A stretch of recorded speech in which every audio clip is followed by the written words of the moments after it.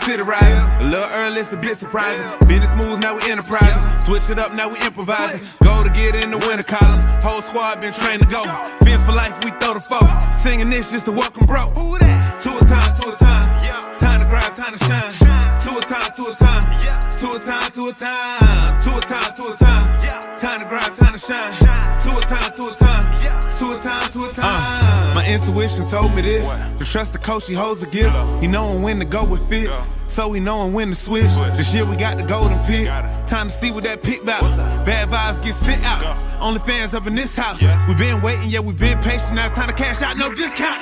Super Bowl, yeah, we en route. I don't know when, but it's close. I don't wanna overhype, but I just know I like it. So excited, league gon' notice now. You should notarize it. They say tour from that rock. Shout out to Samoa and Islands. Time to lay the smack down. You think he Dwayne Johnson? Time to be the people's champ. Hit him with the people's elbows. Stick together like it's Velcro. You think you could stop us? Hell no. All day I dream about sports. I think I need some Checo. Custom with some Dolphins colors. Just to let them know we here. Yeah. I know the whole city riding. A little early, it's a bit surprising. Business moves, now we enterprising. Switch it up, now we improvising. Go to get in the winter column. Whole squad been trained to go. Fins for life, we throw the foe. Singing this just to welcome bro. To a time, to a time. Time to grind, time to shine. To a time, to a time. To a time, to a time. To a time, to a time. Time to grind, time to shine. To a time, to a time. To a time, to a time. To a time, to a time. Really hope he the man. Hope we found us a gem. Like the Heat found Bam. Wanna take time to thank Fitz, cause he put on a show. But the young man up, and the whole city know. Time to catch all the blessings. Cash out on investment. Ball out, don't choke. Fins want all the smoke.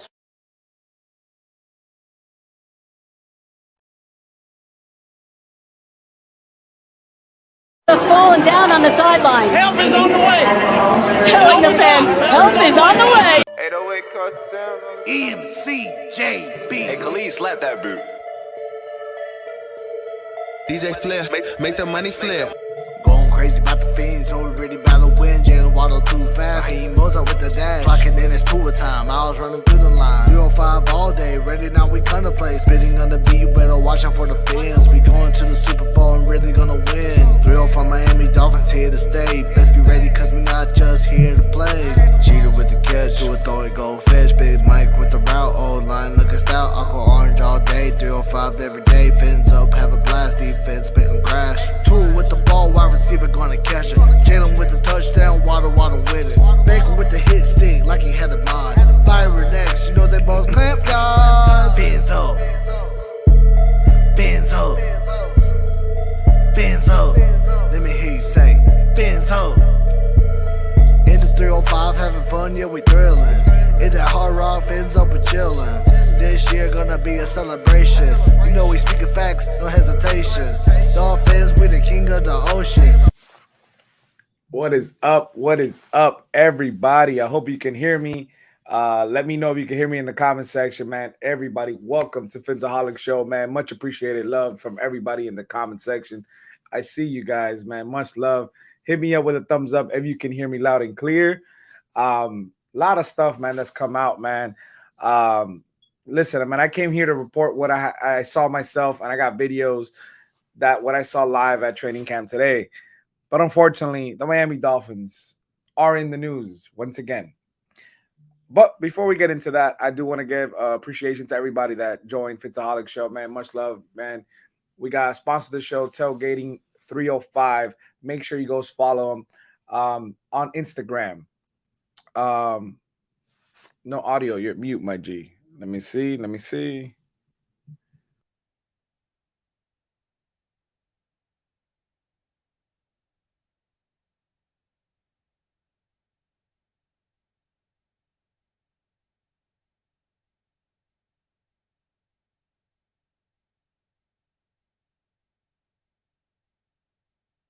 Can you hear me now? Loud and clear now. Loud and clear. Yes or no? Give me a thumbs up. Let me know if you can hear me loud and clear.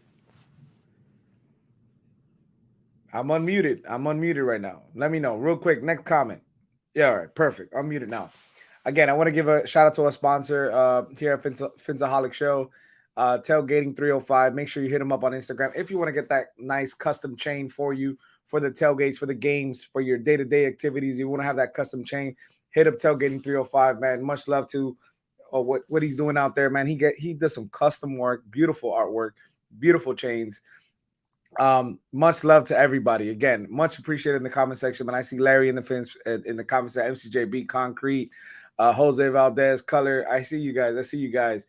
Again, we're doing giveaways, we're doing prizes. You know how we do it down here at Phinsaholics. Brand new. Thank you for coming. So I'm gonna give a little introduction. I'm Batman 2423. I want to appreciate everybody that came out today. Make sure you hit the subscribe button. If you haven't, make sure you hit the like and subscribe. Very important. Make sure you hit the like and subscribe. Let YouTube know. Let the algorithm know that we're here live with you guys. I'm getting text messages that says, we heard you just fine. Now you are muted. Okay, there we go. I'm good to go. Yes, my first show. Thank you, David and Natasha. Appreciate that. Man, much love to everybody, man. I hope you guys like the setup. I got the helmets going on over here. Shout out. I want to give a quick shout out to Miami Sports Music right there. I got Steven, man, with the Sam Madison autographed jersey, man. Shout out to Steven, man. Much love to Steven at Miami Sports Music. Shout out to Solo D, man. Me and him were kicking it today too, and we were kicking it on Saturday, man. Much love to everybody, man.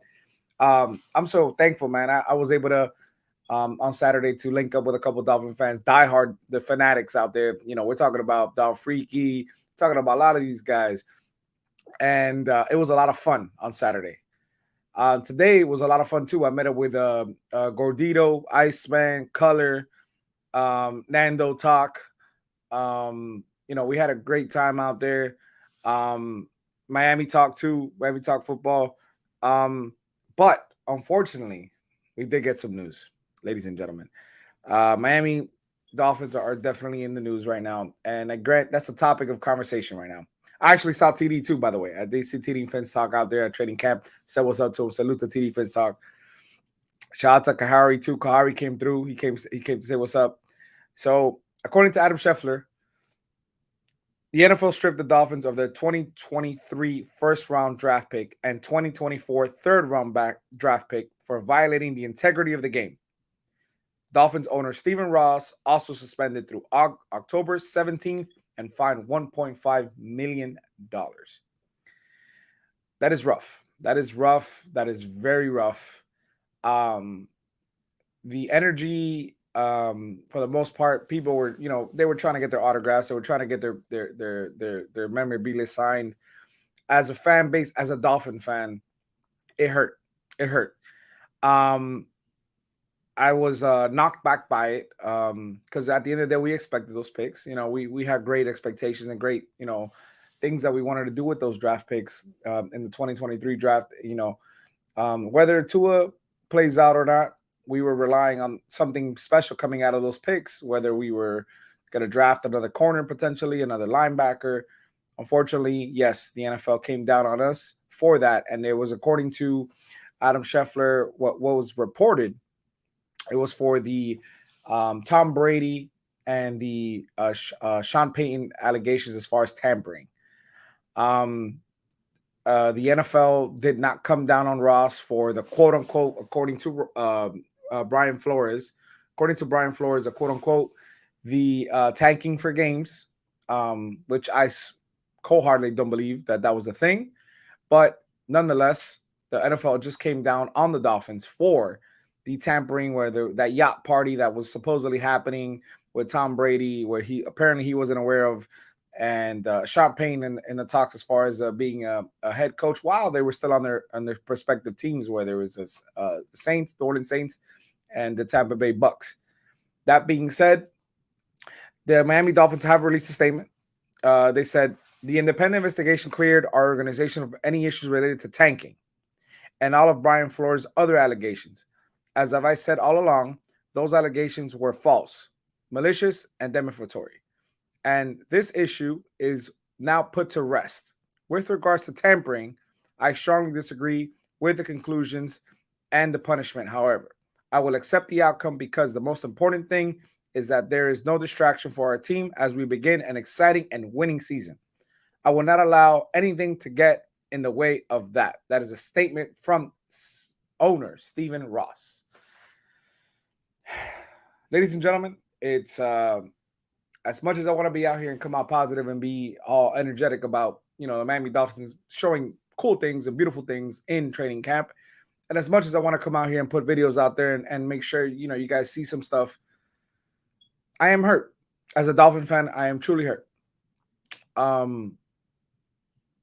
know it's F them picks. I understand that Jose Valdez F them picks, but it did hurt. It did hurt because, we didn't trade those picks for star talent because we thought that we can, build what we had and use those picks in case of an emergency. Unfortunately, the NFL thought different. They took our picks. So for that reason, that's why I am sad about it. And I'm being honest, as frank as I can be, as truthful as I can be as a human being, I am hurt by it. Now, that being said, I know that's going to be a lingering topic for the next couple days. The whole issue with the picks. I do want to get into a little bit of training camp. Now, obviously, as you know, Batman was in training camp live while we were there. On Saturday, it was a lot of fun. Definitely, I want to touch on some things. Austin Jackson has definitely lost weight. He looks in shape. He looks definitely like a player that put his mindset into the game, and he's put everything he has towards getting into player shape and looking slim, looking faster. Even though I know he was, coming from college, he was a pretty fast guy as far as his cone drills and everything, but he definitely looks a lot slimmer. So shout out to Austin Jackson for that. I know there's a lot of back and forth narratives that have been put out there with Austin Jackson where he got knocked down by Jalen Phillips on Saturday, but with one hand. Jalen Phillips literally rushed. It was a running play to Edmonds, and Jalen Phillips got the better half of Austin Jackson. He got one hand on him and he took him down like he was a toy on Black Friday, Thanksgiving. Took him down fast. And I know there's a narrative out there with that maybe we don't know what the angle is. And I got to give a quick shout out to Larry for that. I understand that we don't know what it looked like as far as the angle that we were able to see the video where, Jaden Phillips literally knocked him down with one hand. We don't know if he got chop blocked. We don't know if he fell. And I was saying yesterday, I was talking about this yesterday on the Twitter Spaces. Shout out to Luis Amador. He had that space yesterday with crypto. And I'm very curious because I've seen this play probably about 40-something times over and over and over and over again. And you clearly don't see anybody getting knocked into Austin Jackson. You don't see any, shoving of the line. It looked like it was just a one-on-one play, regardless of the situation, whether it was, he took the wrong step. But Jalen Phillips got one hand right in his chest and was able to push him forward, push him through. And that, to me, is very, very, very concerning. I understand that, the most part, the fan base wants to talk about Austin Jackson, Connor Williams, Liam Eichenberg, the situation, because instead of having three positions in the offensive line solidified, a lot of people want to put the narrative that we only have two with Teron Armstead and Robert Hunt, because we don't know what's going to happen with Connor Williams. That being said, I got to give a lot of credit to Coleman. Coleman has been filling in for Teron Armstead at left tackle. He looks solid. He looks like, he could be a future piece for this Dolphins offense. He looks great on the offensive line. I have high hopes for him. I definitely do have high hopes for him. And, at the end of the day, I feel like we got to continue the development of this offensive line. And that's including Austin Jackson. That's including Liam Eichenberg. That's including some of the guys that we've had second and third year. I want to continue the development of these guys. We haven't seen Teron Armstead out there at left tackle. We haven't. Not at all. We have not seen him at all. But, again, Coleman has been stepping up, showing up to the plate, playing a great game, showing out, and making sure he can solidify himself a position on this roster, on the 53-man roster, that is.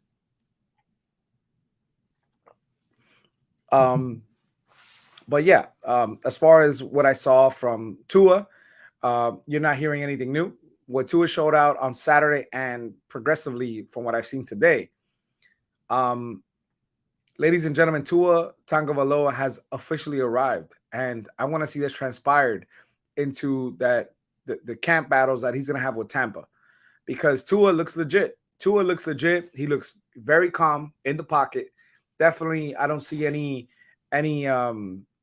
step backs. I actually see him stepping up forward in the pocket when the pocket collapses on the edges, stepping into the pocket and dishing out some beautiful passes.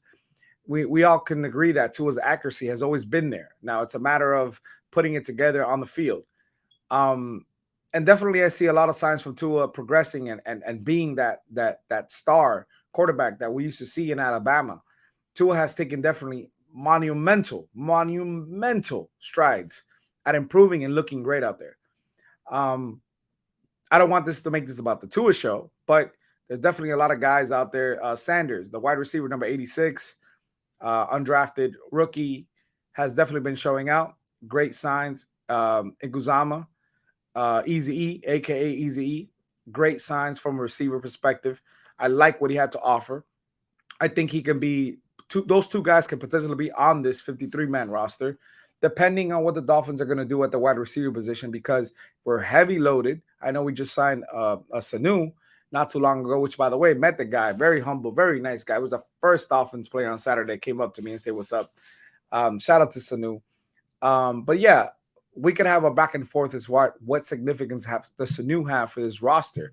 You know, again, he was under McDaniel in Atlanta in that system. He knows what the system is.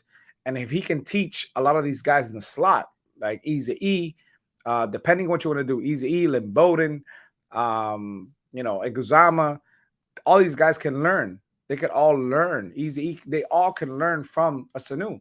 We're talking about a veteran player. I know he lacks the speed. I know he lacks all that, but this man can really rock it out there. And I like the way he moves between the tackles. I like the way he moves and coverage. He moves great. And if he can teach these guys a couple of these things, while training camp is going into preseason games, sky's the limit. Sky's the limit. So at the end of the day, I'm very impressed with the receivers. Igbo, Noah Ibenagami. So topic of conversation, Noah Ibenagami. So Noah has been up and down as far as what we've seen. He's shown great signs of improvement. He's definitely shown me the ability that he is working on locating the ball when the ball's in the air, something that he lacked for the last couple seasons. You can tell Sam Madison has been in his ear. Sam Madison has been teaching him the ways to locate that football when it's up in the air. Because at the end of the day, we know he has the athletic ability. We know he can stick to a corner, a wide receiver. I mean, no pun intended. He can stick to a wide receiver. His issue was locating the football once it's up in the air. We don't want no penalties. We don't want anything like that. But I like the fact that he's improving on that. I'm not calling him a star corner. I'm not calling him potential in case of an emergency, break glass, and, put him in the lineup in case of Byron Jones or Xavier Howard were to go down. But I definitely do like the improvement from Noah Ibenagami. Trill Williams, this is something I preached over and over and over again. Trill Williams looks like he's definitely improved. I like what he has to offer. This man is working the boundaries. He's working very good out there. He's showing signs of improvement as well. I know he's raw because we haven't seen too much of him, but he is raw and he's great. And I want to see more. I want to see what the preseason has to transpire with him, because I definitely like what he has to offer to his Miami Dolphins roster. Again, I was blown away by Sanders. I think he's this year's version of, the resort. Give me a heads up. Give me a heads up. Man, drawing a blank. Sorry about that, ladies and gentlemen. I was gonna take a nap. I was very tired after practice today. The sun was blazing.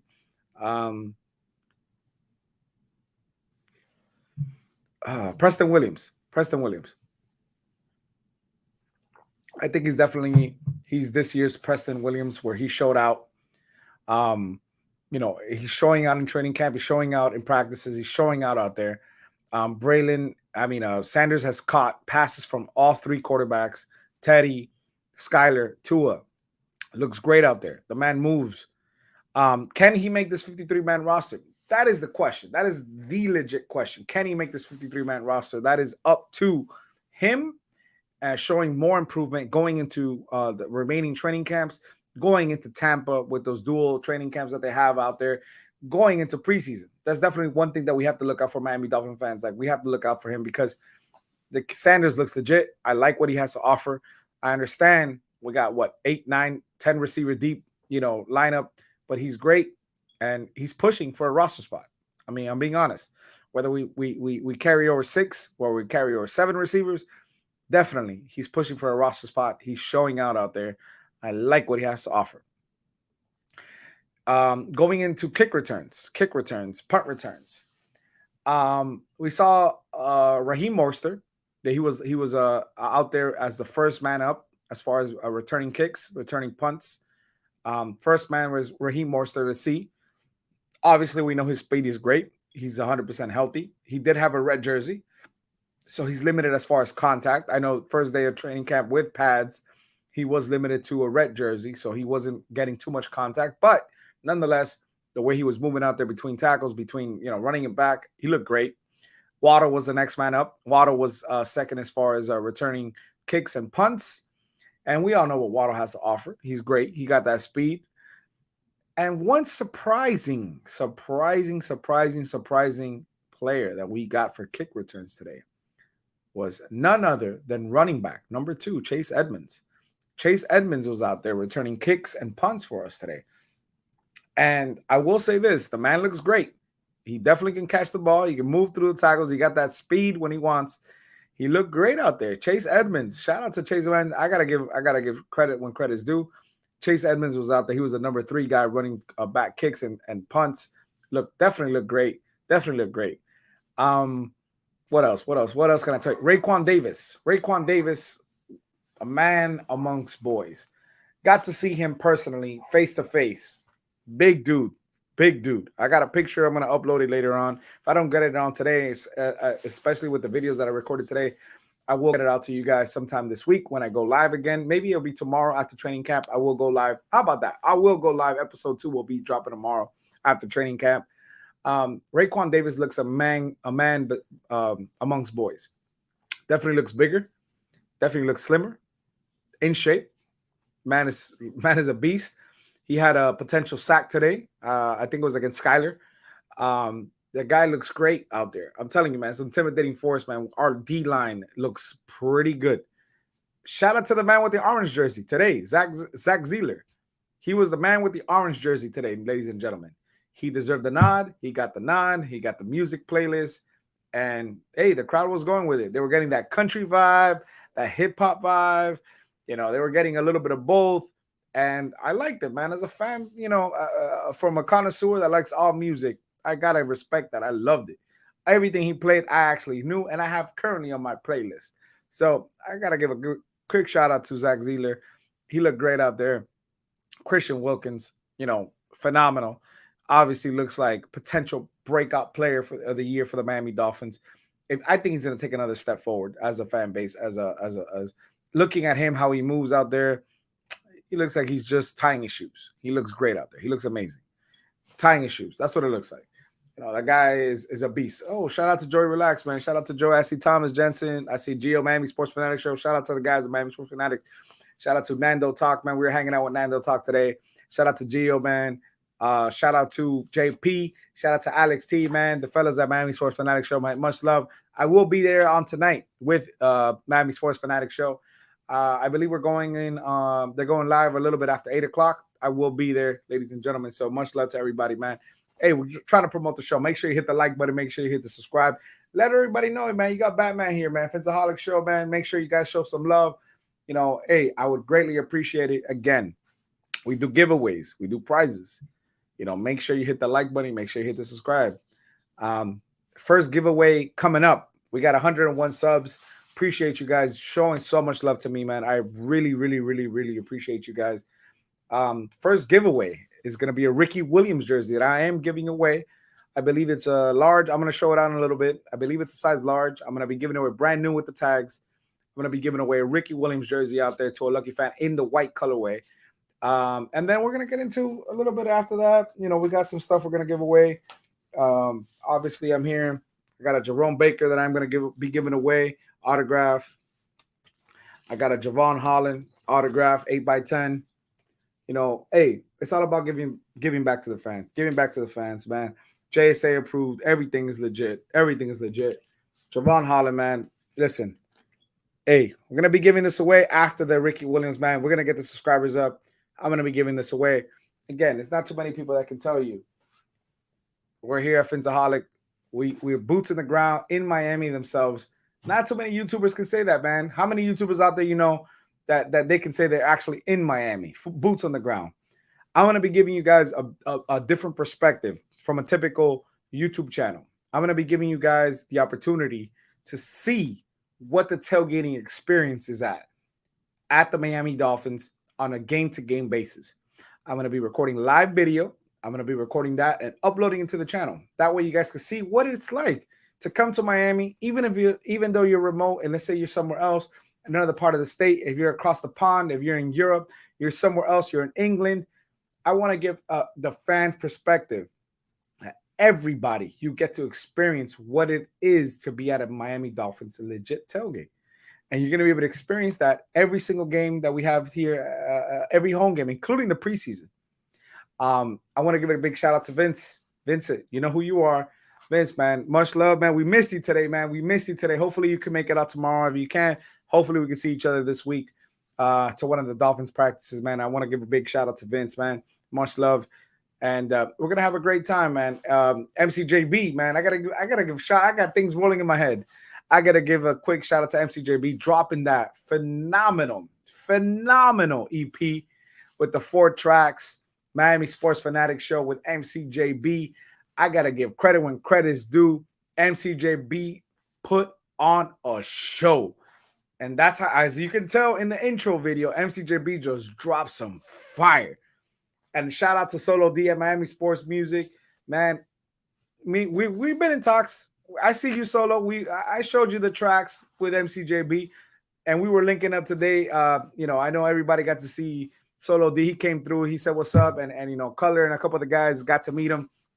We're going to work something out with MCJB and Solo D, the honorable Solo D, once again, because we all can't forget Dolphins Anthem is a hell of a hit. Beautiful song. Hell of a hit. What else can I say? What else can I say? Top of my mind. My mind is racing. I'm not going to lie. I'm happy. We're doing the Phinsaholics Show episode 1, man, and I'm grateful that you guys are here showing love and support, man. Much love to everybody. But at the same time, I am a little sad about what happened with the Dolphins picks. But at the end of the day, hey, listen, we move forward, we go strong, we go forward, and we make moves. Miami Dolphins are on the rise. There's something about this team that's showing me a lot, and it's telling me a lot to like about it. I like what I see. I like what I hear. Now it's time to put all that into perspective and go forward and win some games because the Dolphins are here. What I experienced on Saturday afternoon, what the Miami Dolphins fan base came out and supported, what they showed as a crowd was phenomenal. I kid you not. I say this on record. This is probably the 3rd time that I've been saying this on record. Shout out to Finn's Fans Panel. I said this on Larry's show. I said this on Twitter Spaces last night. What I saw on Saturday from the Miami Dolphins community at training camp was energetic to the point that it felt like we were at a playoff game. The fan base was all together and showed so much love together as a unit and show support for the team that we care about, the team that we love, the Miami Dolphins team we care about and we love. The fact that everybody came out and showed support. We had kids out there. We had everybody out there. To me, that goes unnoticed. I mean, shout out to the Miami Dolphins, man, for doing things right and giving back to the community and letting us an opportunity to come out there to the training facility and be able to enjoy this Dolphins team as a community, as a unit, as a whole. And I got to give credit when credit's due. The Miami Dolphins did it right. They showed a lot of love to the fan base. Shout out to Tyreek Hill. I took a selfie with him. I was congratulating him on what he was doing as far as a podcast with Julius. It needed to be said. I took a picture of Iguzama, Eazy-E. I took a picture with Raekwon Davis. My boy Rudy today got an autograph from Tua Tagovailoa. You got to give credit when credit's due, man. That's amazing, man. What they're giving back to this fan base is beautiful, man. And I go back, I got a little story to tell. On Saturday, I met this family from Rhode Island, aka Patriots country. And I see you, Mr. Pog. Yeah, man, Paris Love, man. He was the first person to greet me when I came off my car on Saturday, man. I said, you gotta hit Mr. Pog up. You gotta hit Mr. Pog up. He said, I'm gonna hit him up. Let's take a picture together. And we took a picture together. He said I was gonna hit you up. So yeah, man, I got love for you, Mr. Pog. I love for everybody. I see Alex T. I see you guys. Joey, relax, Color. I see everybody. Hey, Saturday was humbling, man. So it was rough for me on Saturday because when I arrived, I met up with the super fans. And at the end of the day, as much as AKA I want to call myself a YouTuber, I'm still a fan of this team. So as soon as I got out the car, it was just pictures in groups that I was taking. And it was very humbling. People coming up to me, me not knowing who they are. And at the end of the day, I want to know who you are because it gets me to engage and have a conversation. Even we spent 5-10 minutes talking about the Fins. I like that. I appreciate that as a fan. And Saturday was literally just an up and down, taking pictures the entire day. We even took that to Duffy's, and as a fan base, we went like 30 deep to Duffy's and Twin Peaks. I apologize, Twin Peaks in Davie, and we had a great time out there. Man, shout out to Doll Freaky, man. She knows. Shout out to JD, the boss. Shout out to all these guys, Alex. Shout out to everybody out there, man. I got a lot of, Super Finn. All these guys were amazing, man. Shout out to Tailgating 305, man. Christian was out there showing love with the camera, taking pictures of everybody, man. You got to love it. Shout out to Christian, man, for that. We're very appreciative of that. But yeah, so I met this family from Rhode Island on Saturday.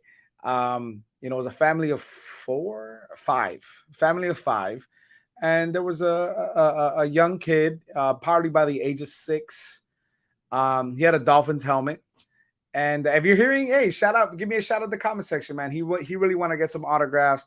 And I said, I never got that opportunity as a fan to be that kid trying to get that autograph at that age and being a fan at that age.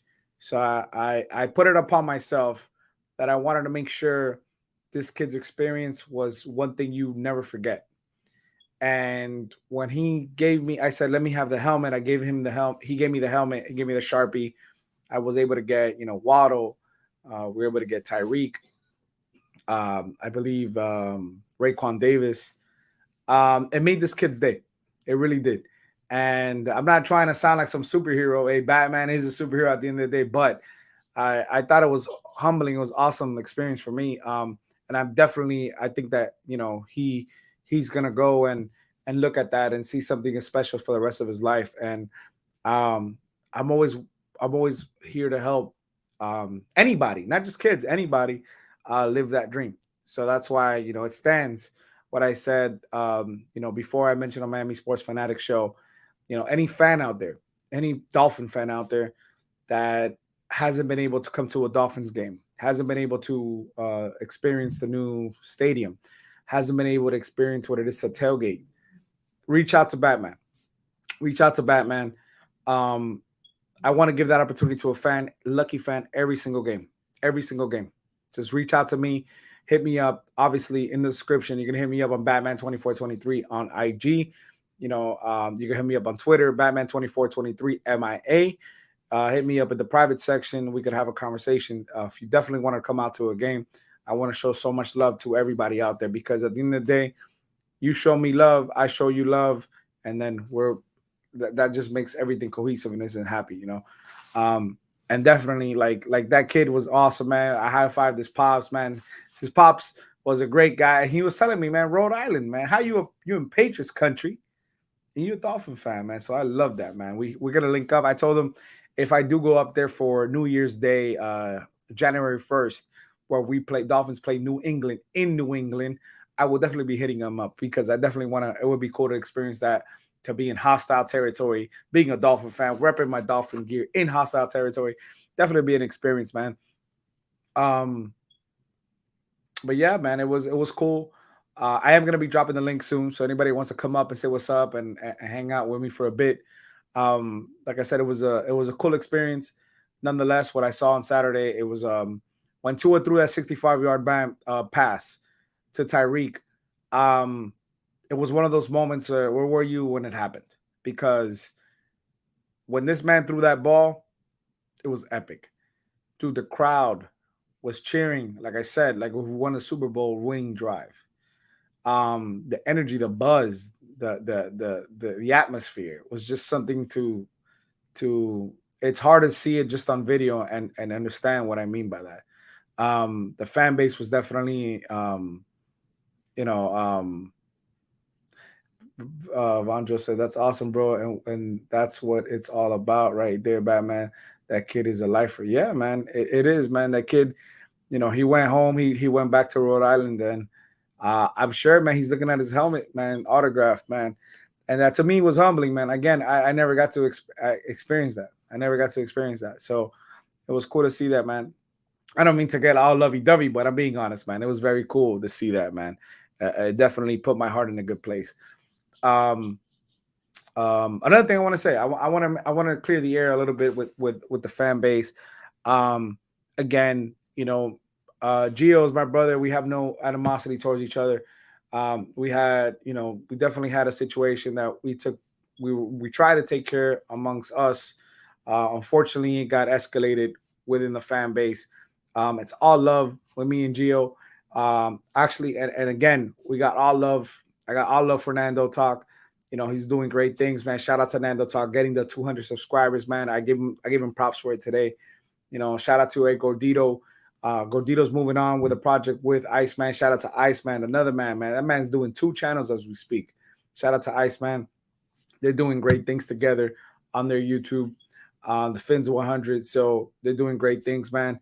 I'm very appreciative of everybody. I'm appreciative of JP, Alex T, JP, the voice of the Dolphins community. He got that voice, man, that he projects, and people got to listen. JP got that voice, man. I see. I like a ticket. It's been years. There you go, Dos Fanáticos. Let's do it, man. Just hit me up, Batman2423 on Instagram or on Twitter. I got you, man. I know. I think I promised the Fins TV 305. I think it's tickets for Christmas game. He said if he made it out here to Miami. I told Crypto yesterday. Crypto, Lewis. You guys have been fans from day one. Hit me up, man. Come to a Dolphins game. Go hang out with your boy. I'm contemplating what I'm gonna do as far as my away games. I was talking about that yesterday with Christian. Shout out to Christian again. Shout out to 305. Tailgating 305, man. Christian got some great chains. We're talking about he's trying to go to every away game for the Miami Dolphins. So that's a little bit hard for me. It's a little bit harder for me because of my vacation and then money-wise, obviously. But shout out to Christian. I see what I can do and I can make it out there. Again, if you want to donate to the channel, CASHAPP Phinsaholics. Anything you can do helps the channel grow. If you do have PayPal, you want to give a donation on PayPal, just hit up Batman2423. Again, I'm going to be working on a couple things for the channel. I'm going to make sure that, I give back just like the way you gave back to me, and be able to hit the like button, hit the subscribe, and promote the channel in other areas, whether it's Twitter, and just promote the channel. That goes on, it goes 100% acknowledged. So I don't want you guys to think it goes unnoticed. So, I got to give a quick shout out to the family, man. I love you guys. A couple things, man. I didn't write anything down, man. Again, I was tired, man. I got out of the practice, went to grab a quick bite with Rudy, man. Shout out to Rudy.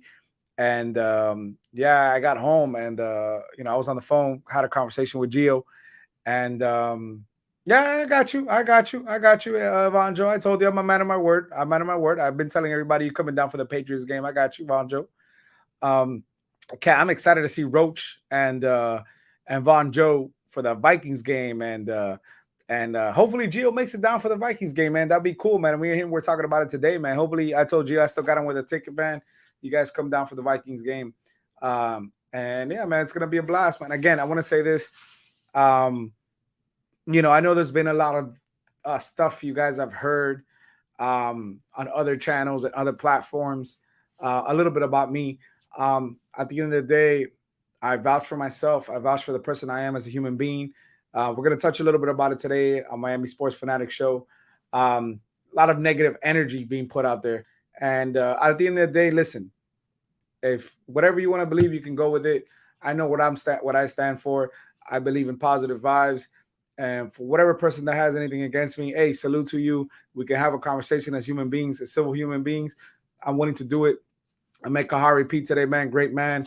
And again, anybody out there that has any issues with me, hey, much love, man. We can link up, hang out. Ain't no animosity, man, over here. I know I said what I said a couple of weeks back. It was off of frustration on what, somebody else said on Miami Sports Fanatic Show that Friday, but it was a little bit out of character. At the end of the day, if that person wants to reach out, link up, we want to have a conversation, I am willing to do it. If no, it's so we go forward and move forward as a fan base and as a person. I got love and respect to everybody that does this, everybody that comes and takes us time of day to come on the comment section and just be able to put a comment. Those little things don't go unnoticed. Believe me, I read all these things. I go back and I read all these things. At the end of the day, if I don't catch it live, I promise you, I read all these things. So to me, it means a lot to me. And again, we got great things I'm going to be doing over here for Phinsaholics Show. I'm doing some tweaks. I wasn't trying to do a show today. Initially, I wanted to wait at least till like end of the week so I can do a show. But definitely, I'm grateful that I did that today. I am going to open the comment section real quick. Give me 1 minute. Real quick. Give me a couple seconds. All right. There we go. StreamYard is open. Let's see who's going to be the first panel guest on Phinsaholics Show. But yeah, I'm very excited, man. I see level 2 dude, man. What's going on? Yeah, man, I got videos. If I can have a panel section coming up, that way I could upload some of the videos. I was having trouble uploading the videos as soon as I got home, but I definitely want to put some videos, man. I recorded about 13 videos today, even though you're not supposed to. Hush, hush, Miami Dolphins. They weren't letting anybody record any video out there. But hey, Batman was out there recording videos like on the side, hush, hush, recording videos. But I got about 13 videos I recorded. I do want to upload and show them up to you guys. But yeah, man, let's see. Again, I'm dropping the link right now as we speak. And hopefully, let's see who the first member of the panel at Phinsaholics Show. There's historic. Let's see. August 2nd, 2022 at 5:51 p.m. Who is going to be the first person to jump up on Phinsaholics Show? There we go. Look who it is, man. I love this man, I love this man. He gave me the courage to do this. What's going on, Larry? Hey, you know I was going to be first. Hey, Batman, I got to be first moderator too. You know that, right? I gotta figure out how to do that. I'm gonna get you moderation. Let me see. Well, it's easy. Just go to a chat on the regular video, and you can add me into. I remember that's how it's done as a moderator. Yeah, it's quite easy. I believe that's how you do it. Yeah, it's been a while since I upgraded my monitors, my moderators as well. So, what was it like to be out there, buddy? Your first show here is reporting on what happened, huh? Yeah, it was fun. I definitely liked it. Larry, you got to teach me how to do this later. So all you could teach me. I was trying to do it right now, but it was fun, Larry. To say the least, it felt cool. It felt good. The energy, the vibe, the buzz. There's definitely something about the Dolphins right now that is very exciting as a fan base, and I can't put it into words. I wish I could put it into words, Larry, but there's just like it's like an it factor. There's something there that just is creating a buzz and an excitement for the fan base. At the start of the off season, some of the moves were made. I called it hope. Finally, Dolphins fans are realizing we have real hope for this team. I think it's gone even beyond that. I tend to agree with you with that, so I can't describe it either. But I like to say this for the people who want to look at the glass half full. being excited doesn't mean we expect them to win. You know, this Dolphin, like I said in my show, right? And I firmly believe it. This Dolphin team is so hard to pin down what they could do, not only of the national media, but us as fans, right? Because a lot of a lot of this hope is based on Tua. It's based on young talent coming through. We have more veterans, proven veterans, especially a quarterback. Then yeah, we would expect a lot. So if the variance is so wide, in my opinion. I go from 9-8. I would not be shocked. I would be surprised, but I would not be shocked to go 9-8. I won't be surprised if we go to the Super Bowl. I'd be shocked, but I won't be surprised either. We have Super Bowl talent on this roster. They just gotta do it. That's the commercial I hate so much. You said it right, Larry. You said it perfectly. Just do it. Just like Nike. Just do it. Yep. Hey, let's welcome Mr. Park. How you doing, Mr. Park? I got you guys backstage. I'm gonna bring you in one by one. What's going on, Mr. Park? Hey, how's it going, Batman? Larry, the first person that was on the panel with, Yes. and the chat room. My opinion is kind of similar to Larry, but this I say because I've been around for a good while. This is the most talented roster that I've seen in a while. I mean, even going all the way back to the Don Shula day, this is the most talented roster I've seen in a while. And we have so many talents on this roster that when it comes down to trimming down to the 53-man roster, it's gonna be a little, how you say, bittersweet, because it's gonna be some good players that we have to unfortunately have to let go. So, but the most important thing is that, just like Larry said, we have the roster, and we have to move forward and see what we have, and hopefully, just like you said, I'll be happy if we just make it to the playoff, or and I go crazy if we go to the Super Bowl. So I'm very stoked up with our team. I appreciate it. How'd you like the picture that you got from Paris Love? I got it. He sent me some pictures, but the thing is, I've been doing some running around today, so I haven't had time to sit down and look at him. So I'm gonna check him out. But he did mention, when I talked to him, he did mention you. He was the first person that came and greeted me. First person, and mind you, we've never personally met. First person that came. I just finished getting out of the car. First person that came and greeted me. I gotta give a shout out to Paris Love, man. Shout out to Paris Love. MCJB, what's going on? Talk to me. What's up, MCJB? What's going on, guys? How's it going? See, what's up? Hey, Larry, how you doing? Congrats on the EP, man. Those 4 tracks are fire, man. I know you saw it in the intro. Congratulations. That intro was, congratulations to you too. That intro was fire. I loved it, man. I loved it a lot, and yeah, it was. Let me put a MCJB, you on fire, bro. Yeah, I hated it. Okay, I don't have anything like that. Therefore, I hated it. Larry, I can make one for you. I got you, Larry. Larry. I appreciate it. Not necessarily. I'm kind of. It's like a badge of courage that I'm so no frills. You know, like it's like my concept is about us. It's not about anything fancy schmancy. But I do have an ego. It'd be nice to have a little fancy. Yeah, I kind of like this. Hey, I'm a man of my word, Larry. I'm a man of my word. I'm gonna get you. I'm gonna get you. I want to ask you how you get the permission to show those dolphin takes. It takes asking people, and I got a video for you. I got a video for you. You just gotta give credit to the person. That's it. But I got a video. I got permission from them. So okay, cool. I got you. Everybody is welcome. David, what's going on, David? Hey, David. What's going on, guys? Hey, Larry, you're too old to have rap music. You need country music or something on your show, bro. I got a country song. Excuse me. I was part of the real rappers, okay? Back in the old days, not what you call rap today. Hey, MCJB has a country song. There's a new country song.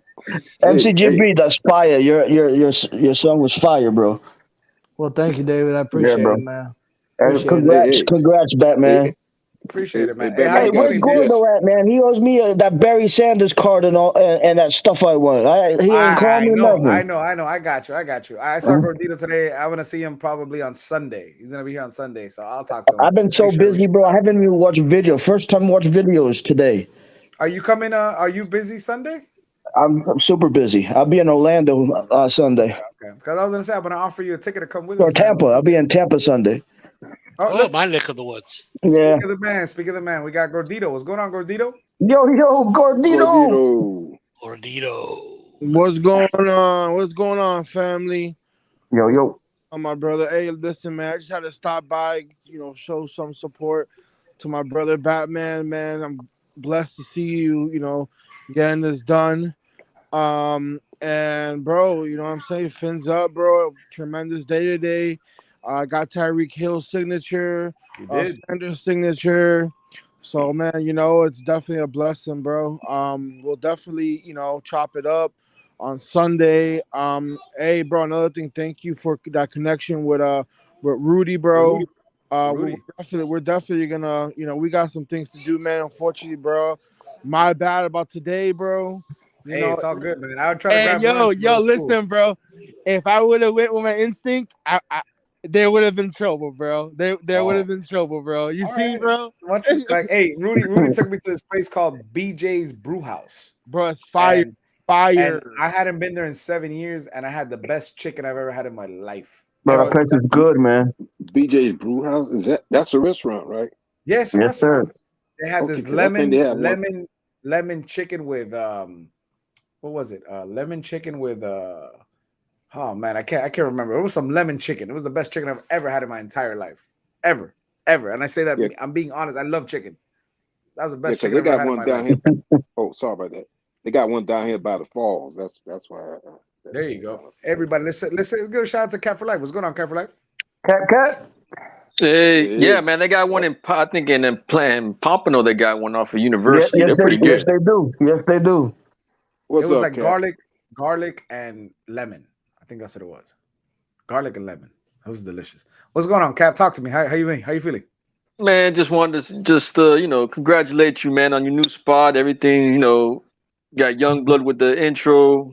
The crew's here, man. You can't ask for anything else, man. I just need to know if it's true, bro. And you need to tell me if this is true. Is the reason Dieter's in a boot because of Kristen Wilkins? No. No. Not at all. Dieter's injury is lingering. It's lingering from last year. It's still lingering. Oh, that's not good. That is not good. Oh boy. That's what I've been told. And again, I'm getting you guys in as you guys came in. So don't take disrespect. I see you guys in the backstage. I'm bringing you in as you came in. Let's welcome Von Joe. What's going on, Von Joe? Yo, what's good, Batman? Yo. Hey, Von Joe. My Von brother. What's going on, my Von brother? I'm good. I'm good. How you feeling, man? How you feeling? I'm feeling good, man. Congratulations on the first episode. Appreciate it, man. Hey, I gotta give you a shout out though, man, because you were dressed to impress on the weekend. I don't know if anybody has seen what you were wearing over the weekend. I know you were in Georgia. You were wearing this fresh suit with the dolphin logos on the inside. I got it was a custom suit that I paid for. So that was beautiful. That was beautiful, man. I wish I had one of those. That was nice. Yeah, so I go fins up everywhere I go. So I gotta let them know. Even in a wedding, man. Even in a wedding. That's what's up. Listen, all opportunities. Even if you're wedding, hey, you getting married? Hey, I'm not getting married. So hey, fins up. Because when you pull out the flash, they see the inside of the pocket. I like that move. Let's welcome Tyler Bruto. What's going on, Todd? What's going on, everyone? I had to come for your first show, Batman. Appreciate it, man. That means a lot to me. Thank you. Hey, but I tell you what, the more and more I see these clips coming out, I'm wondering how the hell defense is going to cover our weapons. Listen, Batman, Tua's doing the one thing I asked for. One of the one things I put on my list. One of them. One of the main things. Ball down the field? Just push it, even if you miss. I don't care. Just make the defense play honest, baby. Hey, he did miss. He did miss today. He did. I know, but I don't care. I don't care. I don't care. He took the shot. You can tell by the smile on Von's face that he's doing he's doing it. That's all I wanted to do is just, push it down the field, make the defense play honest. But I like everything I've seen. I love. I'm not gonna lie. Everything I've seen, I love. Coleman, the left tackle, filling in for Armstead. He looks great. I want to see what he does with others, like going, one-on-one. Now, Batman, I heard Austin Jackson looked good today. He did. I'm not gonna sit here and lie. He did. He looked good. I mean, the offensive line looked good. Even Connor Williams, they looked great. They did. I had to direct that towards Batman. I had to direct that towards Batman because I know what you think of Austin Jackson overall. So I know you'd be honest about what you saw. Yeah, I was going to ask you a question. Of all the players out there that the media's not talking, who impressed you the most? But then you jumped in and you said Larnell Coleman, even though there has been some inkling in the media about him playing well. Easy, the rookie, the 4th rounder, the wide receiver. He had a great catch today. I know Level 2 Noob was talking about it. I tried to record it, and I caught it as soon as he was running the route. And then, they were walking up and down the aisle, so I had to put my phone to an angle. So I didn't get him when he physically caught the ball, but he did catch it, and I got him running to the end zone. He looked really good. He looked good. Hey, what about, so he had other catches that were recorded? Another catch, yes, another catch. Bro, who's at the racetrack? It's a race. Yeah, it's a racetrack over here. 2 cars went by trying to show up each other. But again, I mentioned something about the kick returns today. So we had Morster, Raheem Morster. He was number 1 up for kick returns. So hold on, Matt. Just clarify. You are saying kick return, not punt return, right? So it was okay. It was more of a kick return because the ball was placed like on the 45, roughly 50. Mm-hmm. So I want to call it it wasn't a punt. There was the punter never punted today. You had what's his name? What's our punter's name? What's his name? Morstead. He was all day walking in Jordans. He wasn't even in cleats. He was in uniform. He was in uniform, but he was walking around in Jordans that are not even meant to play basketball. Yeah. Hold on. He was in pads and uniform and in Jordans. Yes. That was the topic because I even called him out. I'm like, how are you wearing Jordans? And he just smiled to give me. Well, you know what it sounds like? They were just working on the kickoff returns and defense at that point today. That had to be it. Yeah. It was more kickoff returns, but it was like on the 45th, 50-yard line roughly. It wasn't from the 25. And obviously Morster was wearing the red jersey, so he couldn't be tackled. But he had the first dips at kick returns. Obviously, that speed, Larry, and everybody, that speed is ridiculous that he has. We're talking about one of the top notches speeds in the NFL. And according to him, he's faster than everybody in the NFL, according to him. He definitely showed signs of that. He has that speed. Jalen Waddle was number 2. And Chase Edmonds was number 3 as far as kick returns. I was impressed by Chase Edmonds. Definitely has shown me signs throughout the camp today that he has, and he showed it on Saturday too. That's interesting. Let me research and see if they did any kickoff for a punt return in the past. I never considered them, so I'll do that while you're doing the show. I'll let you know. Again, Larry. Again, we got to take it with a grain of salt because remember last year we saw Javon Holland, we saw Noah Benagami, we saw Jakeem Grant, and we saw Waddle. Right, those 4. Those are the people we saw last year. Right. And at the end of the day, we didn't see all of them returning kicks during the season, regular season. But we got to take it with a grain of salt. Again, Chase Edmonds was number 3. If the Dolphins definitely lean into Chase Edmonds being, I know it's a running back by committee, but if they lean into Chase Edmonds being the running back that first gets the nods, then I could definitely see Raheem returning kicks. I could definitely see that. Now, if Raheem's going to have more of a role, like I expect in this run game, and have an equal split with Chase, then I don't see him running kicks. So that it's confusing. You get what I mean? It's very confusing for me. But hey, Batman, I heard Hill ran 23 miles an hour today. Did he look as fast in person as you see on the tape? Who? Tyreek Hill. Listen, Tyreek. We didn't get a major Tyreek Hill sighting today because he did catch a lot of balls on the other side of the field when it came to like 7-on-7 drills. He wasn't all over the place. We definitely saw Waddle. We saw Easy take one to the house. It was a beautiful catch. It was probably like a 40-yard pass. to Easy, caught it right over the defender and took it to the house. So it wasn't too much of Tyreek Hill. Tyreek on Saturday. So take this. I don't mean no disrespect to LeBron James. I don't mean no disrespect. When I saw Tyreek and everything he had to offer on Saturday,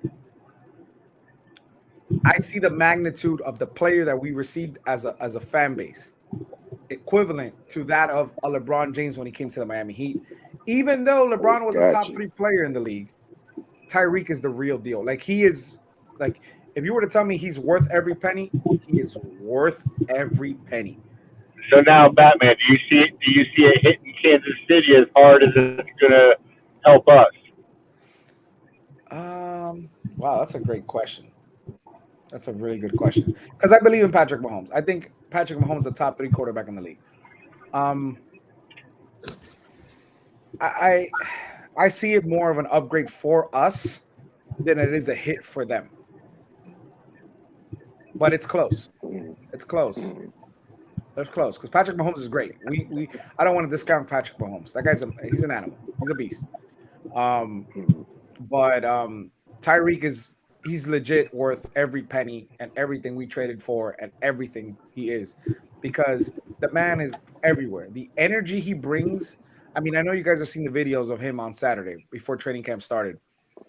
It was just wild. He's that type of player. He's like, you guys remember when Jarvis Landry would try to bring energy to the football field? Oh yeah. So just put that times 10. And you're getting that player, and you're getting a player that motivates the guys with him. And he wants everybody to make plays out there. And another thing you got to honestly see, and it's coming out for the last 4 days, and I think, Larry and a couple guys have been mentioning this for the past couple of months. The fact that Tyreek he's going to get his. He's going to get his no matter what. He's going to get his catches. He's going to get his touchdowns. He's going to get his yards. But Waddle, I think Waddle's definitely going to blow up this season. I think Waddle's definitely going to be the guy that you don't put too much attention. Even though you might have that from Cedric Wilson, you're going to see that from Gesicki, which Gesicki had another hell of a catch today. I know he had a great one yesterday. I believe it was Monday. Yeah, he had one yesterday for a touchdown. But Jalen Waddle's going to break out this year. I mean, I know we're all looking at Christian Wilkins. We're all looking at Raekwon Davis, Javon Holland, maybe Jalen Phillips. But I think Jalen Waddle's going to establish himself as one of the best receivers in this league. Was Gesicki blocking today? So today he was going out for catches. He did block a couple times, but he was going out for catches. Something he didn't do on Saturday. Saturday was just blocking. Saturday was just strictly blocking. He caught balls yesterday, but nobody was in camp. But yesterday he caught balls. He got a touchdown. Today he caught one down the middle. Probably a 30-yard pass down the middle. Obviously, we know he has great hands. He caught the ball right like nothing. I'm very impressed how Chase Edmonds run the ball. I'm very, very impressed.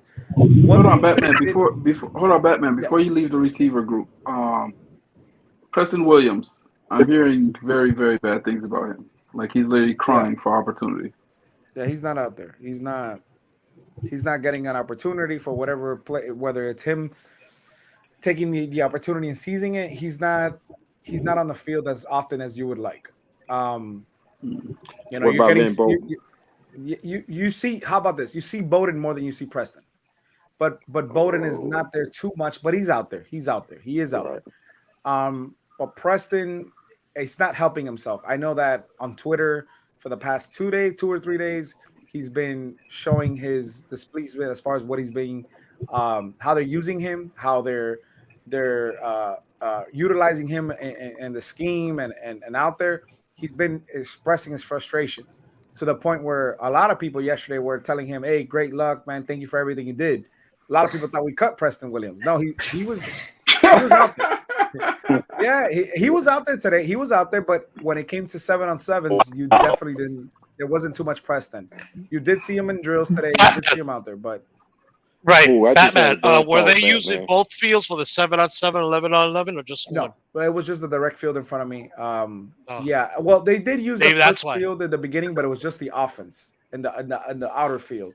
But when the 7-on-7s happened, it was only in the direct field in front of me. You had the defense on one side of the field, you had the offense on the other side of the field. and you definitely got a big. I know Teddy Bridgewater has been hurt, but he did throw balls today. He was out there, but they were using Skyler a lot for the second option in the 7 and 7. He was a second quarterback. Skyler showed great signs. Yeah, you know what? Because generally, that's hard to fathom. They're not giving him an opportunity. But when you realize they're only carrying 3 quarterbacks, most teams carry 4 in training camp. They're only, which is what I suggested. You concentrate on, because you want to come out of the gates hot. So give up as much reps to your number 1s and number 2s as possible. You're not about developing 3s and 4s anymore. But then you reminded us that Teddy Bridgewater was limited. So therefore, even if they wanted to run a second field, they probably couldn't with only 2 quarterbacks. That's why. You guys give me a few minutes. I'm gonna try to upload the videos real quick. I tried like several times, but for whatever reason, my laptop wasn't receiving. I'm gonna send them to my email. That way I could show you guys some of the videos from today. Yeah, I just wanted to ask why you're doing that. Yeah, was it the opportunity they were not actually? Because if it's not actually on the field, that may be part of the reason why. Because when you only have 2 quarterbacks and using one field, there's so many, and you're trying to get your starters. And the other question I wanted to ask was Tua basically running mostly with the number 1s. Yes. Yeah. Yes. Today, yes. Yeah. So that's probably what happened. I'll try to get back. I gotta pick somebody up. I'll be back. Okay, no problem. All right, you gotta earn that bucks, Todd. You gotta earn that bucks. There you go. Yeah. Hey, Batman, is Raekwon Davis as big as they say he is? They say he's a huge guy. Let me see if I can show you a picture real quick from my phone. Like the Incredible Hulk. Yeah, he definitely looks impressive. Oh, everything is uploading right now. My videos are uploading to the email. But yeah, the man, he's definitely big. Definitely. I'm not gonna say and lie. He's a monster of a man. He is pretty big. And he looks a little bit in shape. He does. Looks a little bit in shape. He's about 6'7", right? Yeah, 6'7". I'm trying to remember if we had a defensive player that size on defense. I can't remember. It's your first one. I'm quite sure we did. It's your first one. It's your first one. Iceman. Hey, it was a pleasure meeting you today, Iceman. Bro, what is going on, guys? Good, Batman. Yo. I like that. Iceman, while my videos upload, talk to everybody what you saw, your perspective. Oh, first off, it was nice meeting you for first time ever, bro. I see you in week 1 though. You already know that. I'll holler at you on Sunday too. You already know that.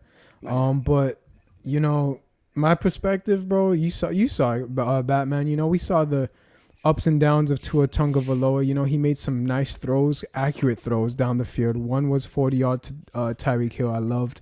The other opportunity was to Eric Ezukama going opposite of the field. He overthrew him. We were trying to get waiting for the autographs, and we saw that throw, so we were kind of shaking on our heads. But today, honestly, I'll give him a solid B. He did decent. I'll give him a solid B. But yeah, man, let Batman show you what he wants, bro. And the fact that I'm just hyped up, bro. Batman on his first episode, Joe. Let's go, baby. Iceman. Yeah. Iceman. What about?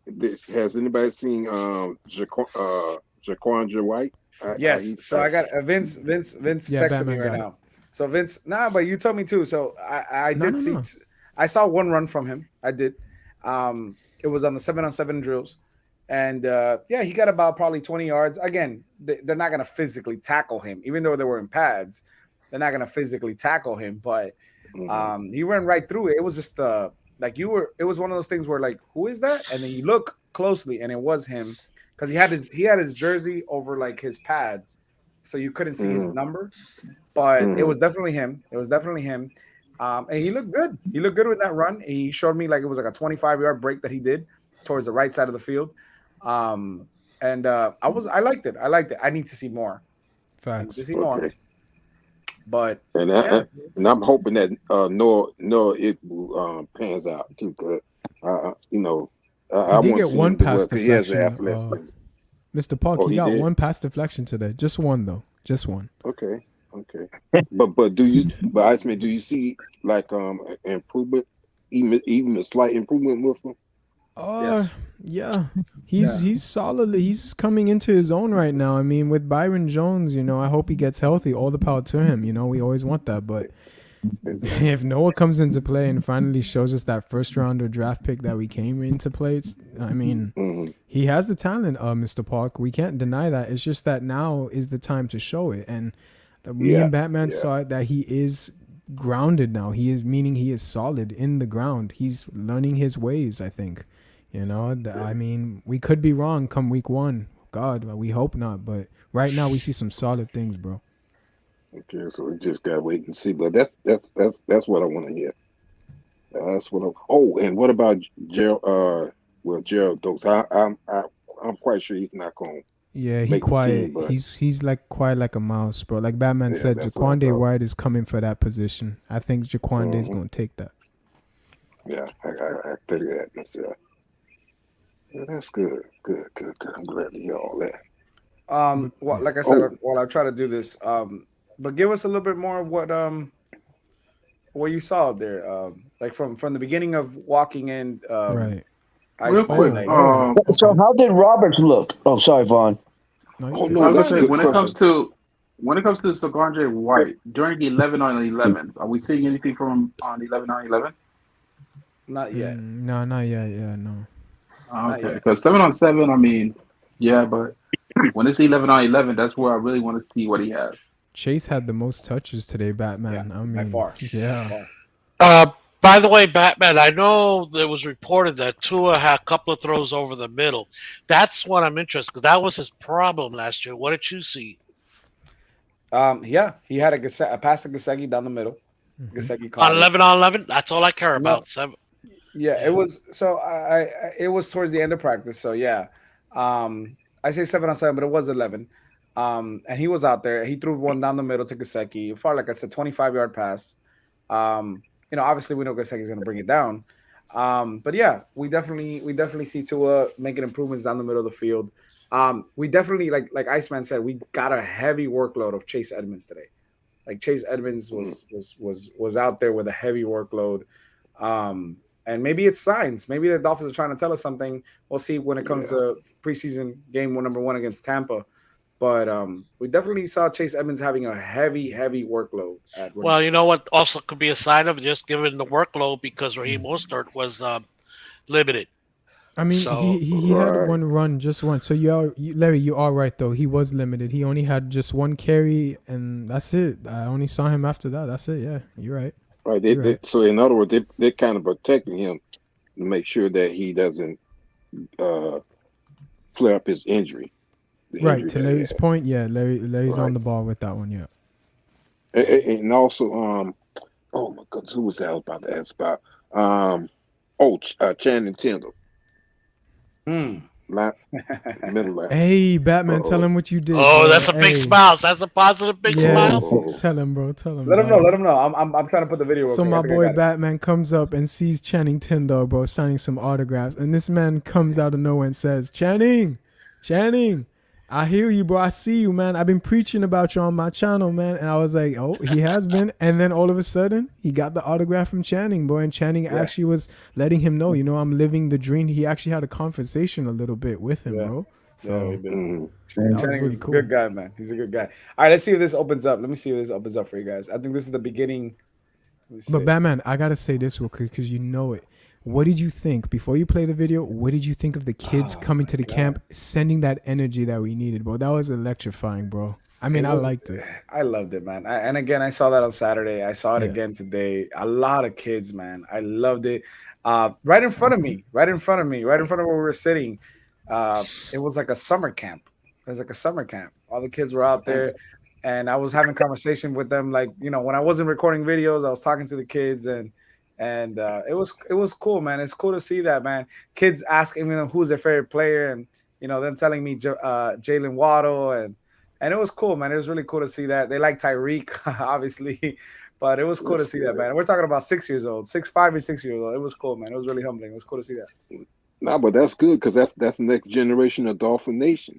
Yes, sir. 100%. That's the next generation. So that's a good thing. Let's see if I can do this. I didn't even see David in there, bro. What's up, David? I didn't even see you What's there. up, Ice? It's good, man. David is the bro. man. David is the man. David had brought up a good question, Dave. He asked a good question for you. What question was that? Yeah. Yeah, Ace of Spades said Tua did have a drop interception of the middle. Oh yeah, to Jones. Brandon Jones, I Jones. read that too. So it was over the middle. Yeah, so it. we still have to address that issue then. Okay. Yeah, that's what about. But the thing is this, I don't want to jump to a conclusion because it could be a miscommunication, Right? Or type deal. So, but it's got to be addressed. Jose asked, "How did Noah play?" Noah has been showing signs of improvement. Again, he's locating the ball better. Mm-hmm. And I definitely like that. I like to see that from him. Has he been going mostly up against Hill and Waddle? Yeah, because they're putting him at number 2 right now. Xavier Howard and him are the ones on the field. They're number 1 and number 2 corner. Right. So that's good that the coaching staff really wants to get a look at him. Listen, Brandon Jones, I'm telling you guys, I said it on Steven's show. He's that dude this year. Everybody keeps saying Hollins, but I'm telling you, Brandon Jones. Catch those interceptions, though. Don't become Byron Jones. Color says the Dolphins look great at red zone. Yeah, one of the surprising stats that people don't realize about Tua. Tua is one of the most effective quarterbacks in the red zone. They just don't get there enough. And Color doesn't surprise me, right? And Larry, to Color's point, Color made a good point today, bro. When we were out there, he actually taught me something. Believe it or not, he actually told me, "Look, did you watch when you see X?" And shout out to you, Color.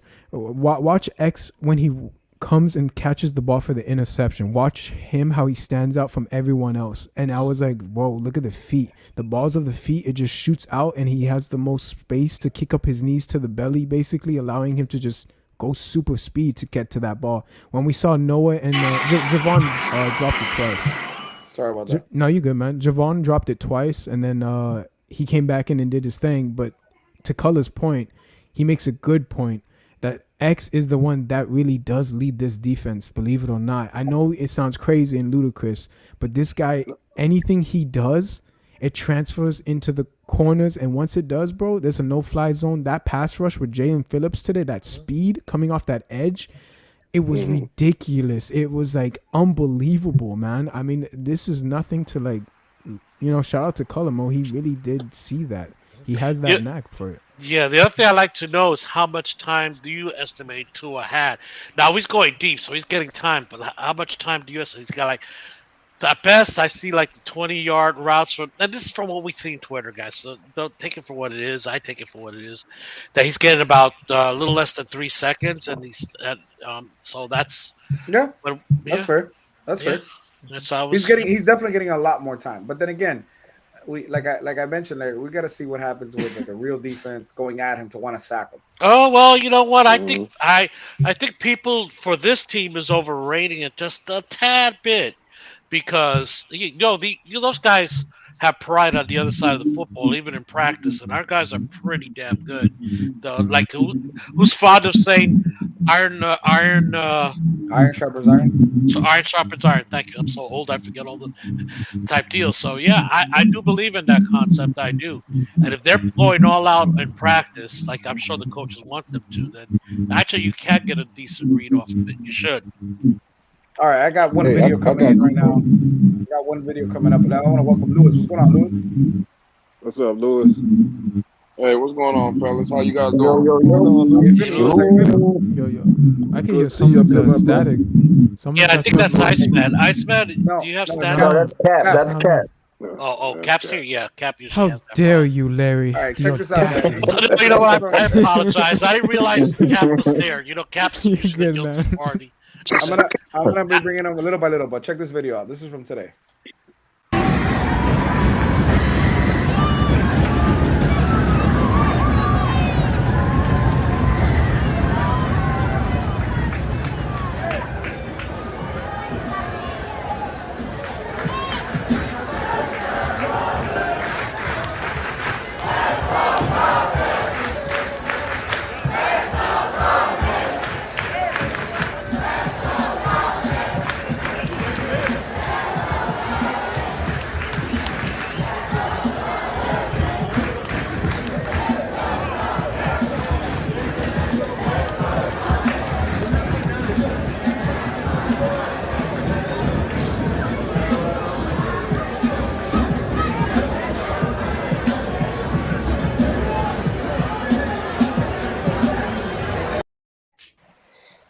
That was nothing. Hold on. I got so many videos. I gotta put them on MP4 format. Okay, so how we look at this? Well, that's not ask how you think we looking as far as the red zone go, but it's too early to say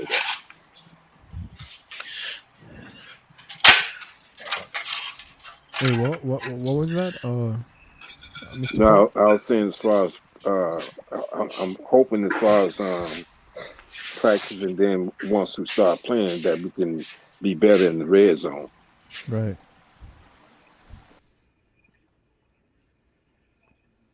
I mean, David, you can hit us with that one too.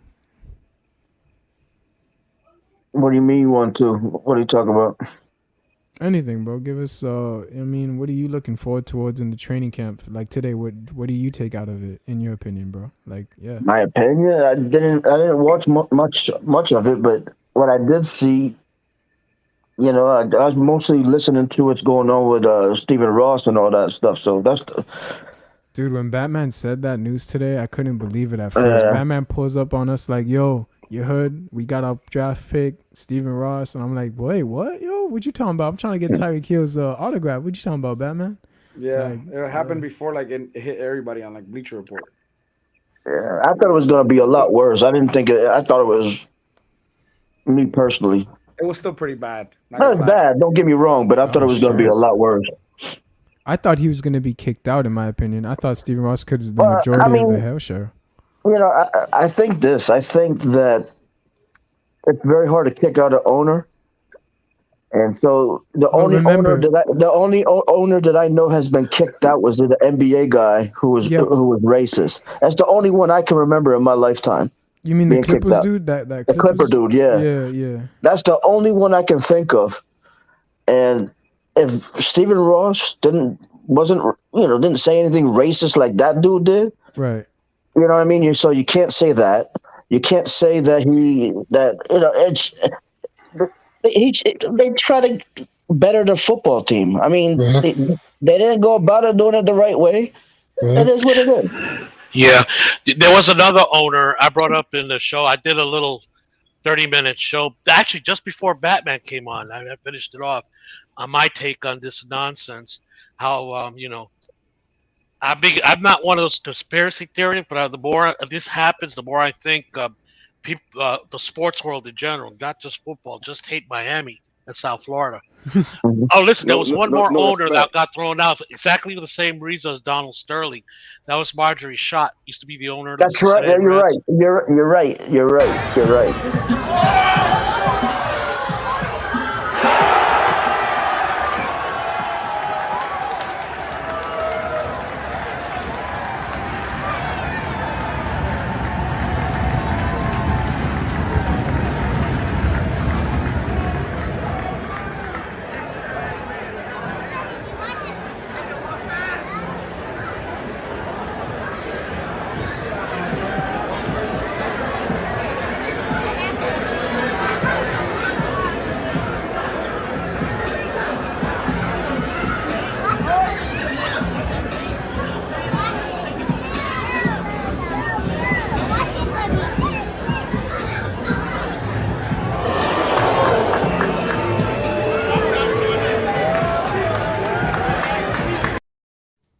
That was Gaskins on that run, and then that was Tyreek with the catch earlier. No, but piggyback on what Larry said, I agree with him on that because I've been seeing it ever since the Don Shula days, the bias, and it's not just with the Miami Dolphins, it's with Florida football. Period. Starting with the Pop Warner all the way up to the pros. So I agree with Larry on that. It's the bias out there. And that plus we went 17-0, you know. Yeah. If guys don't remember, I don't remember the whole story because I was during that period of my life I was working 60-hour weeks. But it started with Jeffrey Luria, Major League Baseball shoving it up our ass. And then Pat Riley, remember with Juwan Howard. Oh my goodness. You never see Riley pissed off and call out any NBA management teams or anything like that, or the NBA. But that one time he didn't.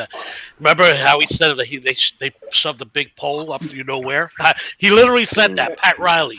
Yep. Yeah, he was Hey, Batman. steaming, man. Sorry to interrupt, Larry. But Batman, I gotta run and get dinner ready for the kids. But again, congratulations on your show, man. And I'll be looking out for tomorrow for show number 2, man. Yeah, man. I'm gonna get some videos. I'm gonna upload them way before I do the show. So, but I'm definitely gonna keep watching and listening, though. Fins up. Appreciate you. All right, Bonjo. Peace, Vaughn. I got a question to ask everybody on the panel. Do y'all think it's a possibility? And I'm just asking this out of curiosity, that the NFL is going to expand to the point where they add more, maybe a couple more teams? Or No. Is it possible? No. No. First of all, you need cities. At least in the U.S. If they're going to expand, it's not going to be in the U.S. Okay. Right. Yeah, they need cities that are willing to put up the money. It's expensive for somebody to buy a team. You have to have a stadium that's $500 million now. Not many cities will pay up for it. I say New Mexico, maybe Mexico or Mexico having a team. Toronto, Montreal. Toronto. Yeah. What about before we Germany? go overseas? Yeah, before we go overseas, I see Toronto, Mexico having. Mexico has a massive fan base, massive fan base. Unfortunately, Cowboys. How about Brazil? Another one that'd be nice. Yep. But, yeah, that's right. So what I probably can't see, not anytime soon, but I could see that they maybe at one point start out once again, but really NFL Europe type deal for Europe, where they can have at least in my mind they have to have at least 4 to 6 teams, and then you can designate what come over there to make a full schedule there. So 6 teams to make 18 for each team. So I could see that happening. But definitely in U.S. I mean, just what cities out there deserves a franchise that can support a franchise in the term of attendance and willing to pay the money put up for a stadium? London Jaguars. No, I'm saying U.S. Oh, yeah. my bad. Yeah. Crypto. San Diego said, "Hell no, we're not stupid like the rest of the cities and pay for a stadium." And that's how LA ended up with 2 teams, and they don't even deserve 1 team in LA, but 2 teams. Yeah, it's hard. 2. It's hard to do that, Larry. You're right. It's hard. Hey, it's all welcome, Crypto. What's going on, Crypto? Hey, Crypto. What's up, buddy? What's up, Crypto? Any more clips, Batman? Oh, there goes that yawn. I have a couple more, but I gotta see which ones I'm gonna put up because I just uploaded the first one I uploaded was like nothing, so I gotta see. I'm gonna upload them tomorrow, and then I'm definitely I want to take a little nap because I'm gonna come out today on Miami Sports Fanatic show later tonight. But yeah, but I want to Crypto talk to us, man. How you feeling? Crypto, you're muted. Oh wow! Severe weather alert for Orange County up in Florida. Be careful, everybody. We're back. Practice was fun. We're back. It was a lot of fun. Definitely. Again, something I we didn't mention too much. I know on Saturday, and on Monday, somebody was talking about Skyler looking like the amazing out there. Skyler showed great signs today. I know he has an arm. I know the narrative as we all know that he has an arm. He has a nice cannon, but today we saw improvements. We saw improvements on Skyler. Definitely, he got reps a lot with the second and third year guys, second and third stringers. But he definitely showed what the accuracy he shows today. I didn't see that too much on Saturday, but he did show that today, and I liked it. Wait, who is this now, Batman? Skyler, he's developed. Oh, my bad. Okay. Yeah, he's a development. Yeah, of course. That's what I see. It's somebody that you can, that's that. If you can keep him, he's somebody that you develop because he's not. I mean, good as I feel he is, he's not ready to take the reins like Tua over Teddy.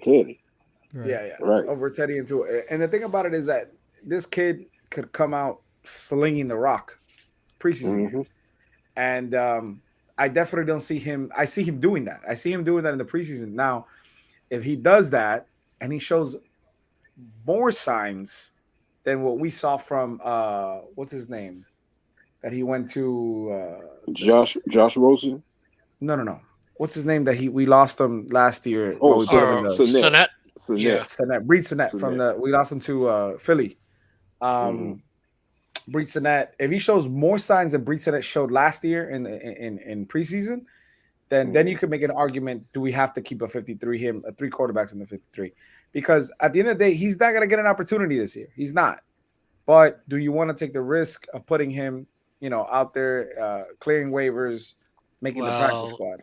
Yeah, let's hold our enthusiasm in that because Sinet really had a game in preseason that he would have to top for other teams. Remember, it's not easy for a team to take a player on in their roster because they signed him. They're going to have to put him on their roster, and that it's a reason why that doesn't happen that often. So it did happen with Reese Sinet, and Reese Sinet looked awesome in that last preseason game. It was gonna. We all expected it didn't happen. Didn't happen. He won the game for us last preseason game. So he won the game for us. Everybody, let's welcome Concrete and Ali, the Persian. How you doing? Batman, I got about out dinner time. Hey, Larry. So appreciate you, Larry. Thank you for letting me come up and be the first one on your show. Yay! Don't forget, first moderator. All you have to do is go to your show on the tab and in chat. Just go on those three buttons there, and it'll show you add as moderator. You can do that from your YouTube show. I'm doing it right now. Okay, so how do I do this? Yeah, like open the show live, or it could be and look for my name, which I'm probably all the way, or anybody's name. You can just test it out. Go to those three dots, and it should add as moderator. Okay, let me see. I was number 2 behind Larry. Don't add Larry as a moderator. No. I'm just Larry be a moderator. He's all right, man. He's all right. I was first up, and I first in the comment section, first up in the panel. I don't have to be first moderator. I see it. Okay. Now I just gotta find your name. But if you could drop a comment in the comment section, Larry, so I can put you. Yeah, I don't worry about that. They can be first. I'm only joking about that. I got you. I know how to do it now. Appreciate it, Larry. No problem. And Ali, how you feeling, bro? You feeling better? Yeah, man. I had whatever Omar Kelly had. I heard he wasn't feeling too good either. I went to the doctor and everything, and they said it's either I ate something bad or I had a really bad stomach virus. One of the two. Oh, I hope you're feeling better. I'm glad you're feeling better. I'm much better, 100 times better than I was on Friday. I'll tell you that. So. I haven't seen you. I mean, I know you were on yesterday, but I hadn't seen you since before you went to the Chelsea game. Chelsea, right? Yeah. That was the weekend. My daughter was flying back to Georgia. She lives with her mom, so been kind of busy, man. But I was gonna talk all this positivity today, and something just had to drop down on us, didn't it? Oh my God! Yeah. Oh yeah. Cheer up. It made me think. I tried to brace you guys for this. And trust me, I people that were arguing why are we trading picks away, this was the exact reason why. First of all, and second of all, if this is how bad they're getting this and what we get, I wonder what the Commanders owner is gonna get. Facts. Facts. Because they've been underwater, not seeing anything about them for a while. And I spoke on that today in a Twitter space. Yeah, I was at Concrete. I kind of want to know they were what saying he was already punished. He did something worse. I think he did something worse. He basically stole from the season ticket owners, kind of, because he used the money for their deposits or something, didn't he? Captain may know exactly what he did. It was basically, it got put out that he was like, it's something to do with money. So, I want to welcome El Capitan. How's it going, Capitan? Captain, you're on mute. TG, El Capitan.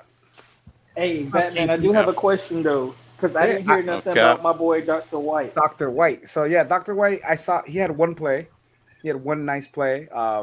In 11 drills. It was a nice run towards the right side of the field. But yeah, for the most part, like I said, we were talking with Iceman. We saw a heavy dose of Chase Edmonds. We saw more Ahmed than we saw Gaskins. Yeah, that was kind of weird. Yeah, that was. We saw more. I'll let you know who's on their way out. That's all. And Gaskins did have, you know, he did like a play or two. I did see a couple plays from him, but we did see more Ahmed than we saw Gaskins. That's for sure, right? We can see that, Iceman. Yeah, man. And the minute he had that snap, Gaskin opportunity going to the left side, he got hit. It was a tackle for loss, basically. Batman, that was just a run, and he lost -2 yards. I mean, they let him go, obviously, but What I know you mentioned Jackson earlier and your view on, you know, him getting knocked over and everything. How did he look today? I mean, did he look much better? Yeah, the line looks solid. You know, I can't say too much that Connor Williams exploded out of the water. The line, for the most part, I think there was only 2 or 3 plays, maybe 2 plays in the 11-on-11 that they literally broke through the offensive line. Okay. A wood to be sack. One was on Gaskins, one was on Tua. It was was lost behind downs on Gaskins and a sack on Tua. Because I know it's kind of too early, but I don't know if you guys heard, but another offensive lineman over in the Bucs side of the state went down. Works went down. Jensen and Jensen. So they lost 2 of their starting offensive linemen. I wouldn't be surprised. I would not be surprised if when we go to practice with them, that trade rumors start to speculate. Just saying. Wait, there's a trade rumors right now that the Bears are shopping their pick from last year. Tevin Jenkins. Tevin Jenkins. They're shopping him around. Like Larry said, you know, there has to be something there. They're shopping him around. If they're giving up on him and that he was only just last year or the year before. Last year. That's got to be off the field stuff. I worry about that. Yeah. Red flag. Red flag, big time, bro. We hung on to Charles Clay for what, 5 years before we got rid of the guy or something like that. I mean, everybody's welcome. Boys. Yo. Hey, Batman. Y'all, if you didn't know it before, let me just tell y'all, man. Batman is the man, yo. You were responsible for giving me the ticket to the practice today. Wait, is this KP? Yeah, that's me, man. Yo, Iceman, what's up? Yeah, met Iceman too with the Columbus Connect. So you know, yeah, man, it was a fun time. It was a fun time hanging with the whole gang, man. It was, man. We love you. But hey, Ali, to answer your question, probably not as specifically. I think what stood out for me was the change schematically. The O-line's approach to doing its business is totally been revamped. In this practice, I saw an O-line that was getting downhill, an O-line that featured, you know, guards pulling, tackles pulling, with an emphasis on the running game. You know what I'm saying? So at portions, at times all during these the Ravens everywhere. Hey, at times during the practice, man, they seem to be, I wouldn't say run focused, but there was a heavy dosage of run. You know what I mean? And the running backs were used interchangeably. For me, at least, it was hard to see who was toting the rock. I saw Chase Edmonds had a lot. They had to make sure they get them some Popeyes. Yeah. Hey Joe. Don't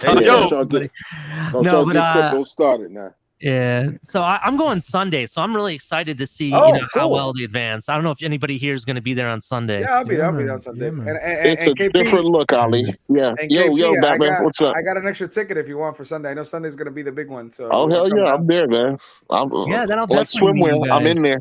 Is there anything I should know before I go? I mean, do they limit what you can bring with you or anything? Bring something you want to get signed. That's all I can tell you. I made the mistake on Saturday. Bring something. Yeah, that's what I was telling Color. I said, make sure to bring something. What? To get signed. Oh, to get signed. Okay. Yeah, you don't need a marker unless you want a different color autograph. But because they have markers, they have their own. That's another thing. The players are very fired up. You can tell they believe in the team and in the direction that's going. And I mean, they're very excited and excitable, more so than the past couple seasons. I have to admit it. To that point, man, that's one more reason why Stephen Ross and this distraction. You know, in some ways it's pissing me off, and in other ways, I wonder if it'll be a relief not having the distraction around the building. You know what I'm saying? Yeah, it could go either way. I agree. I don't know. You know. I mean, you saw his statement. You know, he says he doesn't agree with it, but at least it's past it. It's past it now. Right. So, right. So let me ask you, Kate, listen, and for all the people who are off on Chris Greer, think of all the work he has to do to manage an owner that's getting his team in trouble constantly with scandals That's like this. exactly what I told TD. As soon as we heard, that's the first thing I said to TD. Because fans around us were talking about Ross being punished. And I said, listen, Ross isn't the one who's being punished here. This is giving a huge headache to that guy who's probably in that building right now, pulling out whatever hair he has left on his head because he's lost all his capital. This doesn't hurt Ross. This hurts me. The fan. It hurts me. It don't hurt him. How's this hurt him? It makes his job tougher. It makes his job tougher. But you're right. You're right. This hurts us. It hurts us as fans. Hurts us, bro. KP, let me ask you a question because I know you were sitting with TD and TD. I just saw that he posted a video 27 minutes ago titled "Tua Tagovailoa has officially gotten better." So, what was your perspective? What were you hearing from TD when you were out there? Yeah, I mean, TD was pretty concentrated on doing a play-by-play description of the action as it went along. So I was just trying not to bother him too much, honestly. You know what I'm saying? But we did have some time to talk about it, and I think he is impressed with Tua's improvements. And I'll say it this way: anybody who compares Tua from the first two seasons to this Tua, you will see market improvements in almost every area. Physicality, word for check. word what Color was saying. Color said the same thing. He said that is not the same dude throwing the football out there. Exactly. Physicality, check. Command of the offense, check. The arm by itself, check. Even I mean, not to say that he was like a loose, gregarious, a crazy dude before, but he seems laser focused on what he's doing. And I didn't see him smile too much, but I seen like a guy who knows that he's got to take care of business. So now that being said, dialed in completely. Hold on, so before I go to Hunter Long, that said, that doesn't really change my opinion on Tua until I see him prove it. We have to see it in game. We have to see it actually in a game that matters. I got to see him take those hits and get back up and still play that way. That's what I want to see. I want to see him take those hits and still play a good way. You know what I'm saying?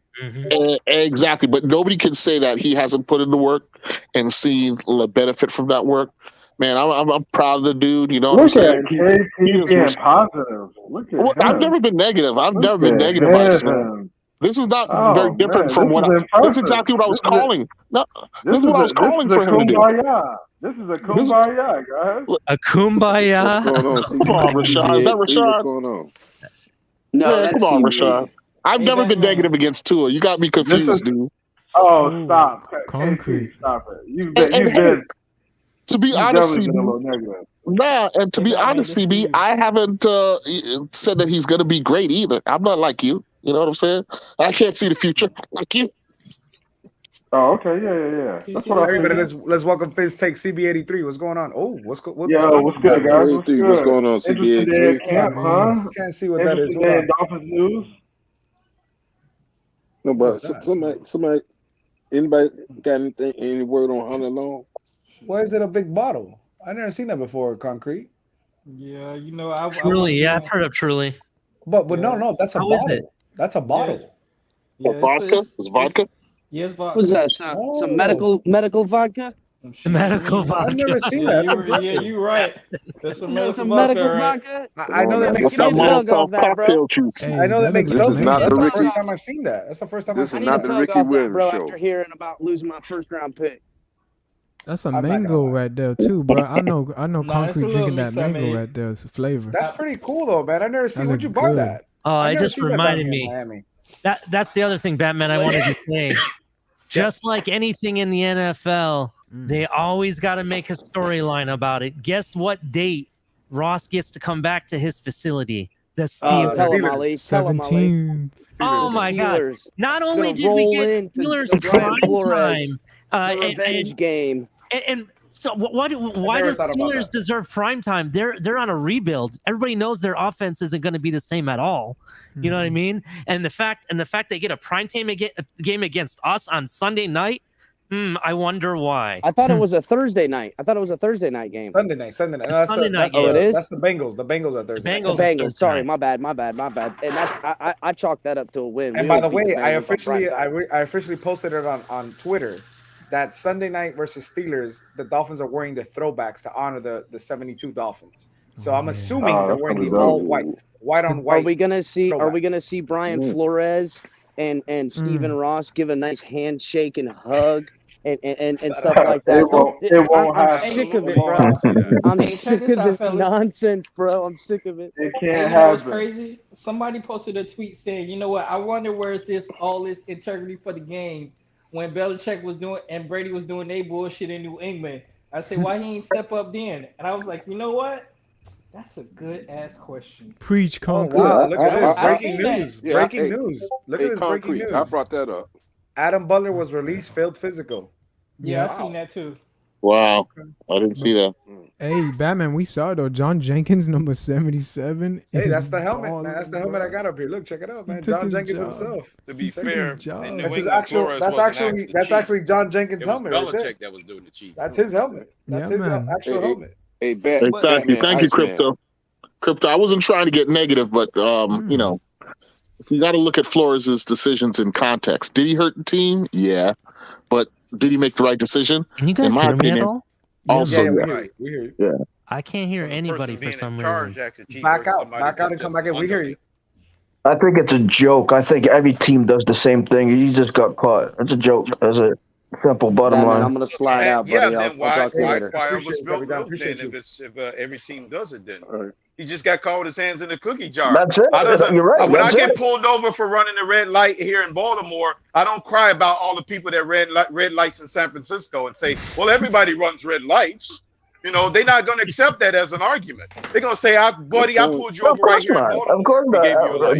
Of course not. That's still the facts, though. People do run. There's still California. They still run red lights. But that's not an acceptable argument not to punish me for running a red light in the first place. Oh, I'm not saying that. I'm saying it's a joke. It doesn't matter. If everybody does it, it is what it is. Okay, well, then you tell the next person that pulls you over not to give you a ticket because everybody's doing it. I just don't get the logic. I don't understand. Just because it doesn't. That's because I don't get it. I mean, it's still a joke. I don't can understand that analogy. I just don't agree with it. I just don't agree. But I have a right to my own opinion. I have a right to my own opinion. To say everybody does it and to say that I don't care. That's my opinion. What does it matter? Okay, it's your opinion, but I'm just saying your opinion is not going to work when it comes to enforcement. If it works, enforcement of a rule. It doesn't matter. I got credit for it's my opinion. I could be wrong. That's fine, it's your opinion, but I'm saying anybody can understand that simple analogy. Somebody said my name, I heard my name. But I don't care about their analogy, bro. That's what I'm trying to tell you. Okay, I don't care. You don't have to care about it, but the analogy suffice. You can't complain about everybody else doing it when it comes to enforcement of the act. Okay, everybody else does, but doesn't make it right. It's the same thing. Two wrongs don't make it right. Iceman. Yeah, man. So Sanders, did Sanders still show up more? Like, is he putting in the work? I still love you, Crypto. Don't worry. You talking about Braylon Sanders? Yeah, like how do you look? I mean, today I'll tell you this: Waddle was the one that actually shined out the most in receptions. Waddle dominated. Yeah, he did, and he ended up in the end of the game with a touchdown. But he was silent today. Not gonna lie, Ali, he was a little silent, bro. He didn't really make a lot of flashes, mind you. He didn't put him on the X. They put him on the X, so I think he's gonna be this backup of the first. Whoever's on number one, which is Tyreek, I think this guy's going to take right below him in that depth chart. That's what I'm trying to say. Braylon Sanders is not to be messed around, but he also pumped up the crowd too. He was pumping us up from the beginning with Skylar Thompson coming on over to join and pump him up as well. So, yeah. Somebody asked a question Somebody asked a question a couple weeks ago, who's going to win MVP and stuff like that, and I mentioned Waddle. Yeah, listen, no matter who was throwing the ball, they all love throwing the Waddle, man. He absorbed maybe half of all the passes caught by wide receivers in the practice, and from all three guys. So he's open. Hey, he's always open. Iceman, what you think about Hunter Long? Did you get a chance to see him? Yeah, I'll go back in. Oh yeah, man, I gotta actually, bro. He can chip off the blocks. Even Batman side, bro. He can actually. He's a nasty run blocker. But mind you, he did get the boomstick off. Javon Holland gave him the boomstick when he was coming up on the right side of the field on the hash, and he caught the ball, came up the field for 5 yards, and then he sat right back on the field, like down. How are you today? Basically, as Javon told him. I mean, Hunter's got some things to learn, but boy, he can block. He can block. There ain't no question on that. He's supposed to be a combination of Gesicki and Dorrance jersey. For the time y'all seen today, who deserves the orange jersey, offense and defense? Offense. No, I'm saying which players. Oh, Jalen Waddle, number one. Deserves But Waddle, the thing about it is the Dolphins, they don't do back to back. Like if you got it before, you don't get it again. But Waddle does deserve it. No, I know who deserves it. Chase Edmonds. Yeah. Chase Edmonds. Yeah, he deserves it. I was shocked when he said to Javon, was it Javon, bro? No, it was Sheldrick Redwine, Batman, when he hit up that gap and he took the contact, went up to the left side and just went to the sprint to the end zone. I was saying to myself, all right, man, this guy can get the contact, but it's the burst of speed that he has is ridiculous, man. Once he has that hole of the crease, he's gone. I mean, there's no way you can catch up. That was pretty curious. By chance? That was a pretty curious feature because in Arizona, he seemed to be more of a shifty guy, a guy who didn't hit the hole with decisiveness. Yeah. But you're right. With Miami, he looks like a different back in that sense. The way he goes about, hitting that hole, getting through it. So. Hey, yo, KP, you gonna be there Sunday, bro? Just to let. Yeah. Absolutely. Hey, Batman, I actually canceled my trip for this weekend, so. I'll head out there Sunday with you. Come on, I got you with a ticket too. Come on, David. Let's All go. Right, bro. Capitan said second fight at Bills camp today. Wide receivers and safety got into a fight. Beautiful. Their safety got hurt today. That's good. Yeah, which Poyer's one? gone. Poyer? Yeah, Poyer, he got an elbow injury or something. Oh wow! Who you talking about? I want the Bills to be full strength, so when we beat them, there we go. It was funny. Have a nice day. It's their best safety, Poyer. Remember, I think he's out. How many games is he out, Batman? I'm hearing what they said specifically as of right now, he'll be out for several weeks, but nobody said anything about games yet. We don't know that. Hey, Iceman. Yeah. Iceman, you know who that's good for, right? You know who's going to step in? Jaquan Johnson. Mr. Florida. Hey, KP, we were talking about it earlier, man. The fact that, yes, he knows. I mean, when he was drafted, I went to his draft party, and I told him, I said, man, I wish you the best career possible, except when you play the Dolphins. And you know what his answer was? He said, nah, man, I got to give it to him, too. Yes, that's how Jaquan is, bro. That's how Jaquan is. That's a dog.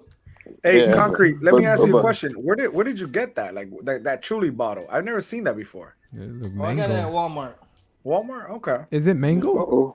It's actually mango pineapple. I knew it, bro. You can't That's lie. the reason why I wanted to show it to Batman, because I know he likes the mango pineapple drinks. Yeah, that's pretty good. I gotta get one. But that's vodka. There ain't no beer though. I know. A change of pace. Hey, Iceman, what about Channing Tindall? Bro, like Batman said today, bro, that's his favorite player, and my dog is balling. He's stopping the run. You cannot run for your life on him, bro. No, I'm serious. Definitely see the speed. He's taking the Mr. Paul, wait till you see him. Wait till you see Mr. Paul.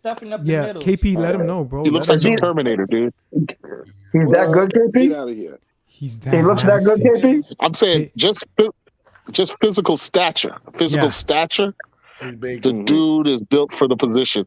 Yes. I can't tell a lie. Honestly, I didn't watch the linebackers that strongly, but when the 11-11 was there. Yeah. Dang. He looks like I want him to go after Josh Allen. Somebody need to let the air out of his head. Kimo asked, how was Ingram looking? So we saw when Ingram was doing some drills. So the linebackers were doing these drills where they push what do you call it? It's not the pylon. Sleds? What's it called? The sleds. And then you got to knock it over, right? Yeah. When Ingram came up to his turn to push the sled and knock it over, it was so. It felt like he was picking up a bag of chips. It was like a bag of chips. He was like, he obliterated the sled. This was on my show. This was on the Finns tailgate last night. Do you think Melvin Ingram will give Trill Williams number 6? Yeah, apparently, from what I heard, yes, he is gonna. Because they were both wearing number 6 today. I heard he wants 0. Number 6. Oh They were, shit. they were both wearing number 6 today. Look what But Cole from said. what I've heard, yeah, I know it's ridiculous. Goudet get his sack today. Oh. But from what I've heard, I heard Melvin Ingram is gonna get 6 and Trill's gonna change his number. From what I've heard, but today we're both wearing number 6. Responding to Color's comment right there about Cameron Good, number 53. I like. He had he flashed today. He flashed a couple of times, filling from his outside position. Getting leverage on the outside and then coming up, making tackles. And I actually posted about that on my Facebook because that works against one of my guys. The guy behind him is a guy who's probably not going to make the team, but number 56, DeAndre Johnson, also went to Killian, ended up at Southridge and University of Miami. Did you guys watch the Preston Williams media video? No. Dude, it was so bad, bro. I couldn't watch it, dude. It was like that kid does not want to be here, and I don't want him on my team because of it. Because he's disappointed, man. I know he's frustrated. And granted, I try before I talk anything about him. Like I know he's frustrated. You get me? He's frustrated whether he's trying to get on the field and he's not getting the opportunity, or maybe his opportunity has passed and he's on the roster. Well, for me, bro, if you think about it, though, everybody else that you see that is flashing right now, or other players that are people are getting excited for, they put out people's videos of them working out, putting the work in, doing something good. I know you're going other week, putting videos out. Him working with wide receivers. Preston Williams was doing photo shoots or runway walks during the summer. No, I'm not kidding, bro. I'm not kidding. No, good point, Ali. If you want the opportunity, put the work in and show me you deserve it. That's basically what I'm saying. This is why he wasn't drafted in the first place, Ali. It was never talent. It was attitudinal problems. You know what I'm saying? I mean, I don't know. Batman, why are you smiling like that, Batman? Because I've seen the videos that Ali's talking about. I've seen the videos. Hey, I was the first one to tell y'all Preston Williams will not be on the team. I was the first one to tell y'all that. And I still stand on Wilkins will be traded, if not next season. Damn, Concrete. I'm still standing on that because you can't pay everybody. And it's a business first before it's personal. No, I understand. And that's actually, now that we've lost that first round pick, that might be a bigger possibility than what people think. So, Hey, Crypto, I got bad news for you, Crypto. I think the boys going to join Devontae Parker in New England. Who? Wilson?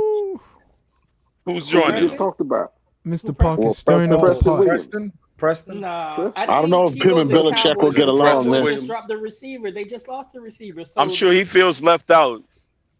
What's the first place to go? New England. Yeah. Well, Cowboys it's possible. He's gonna just went down for the season. He just might win a starting job if he goes to New England. Imagine he takes. Watch him go to Green Bay and ball out. He's wide receiver 1 if he goes to New England. If he goes to New England, then him and Parker can do runway walks together.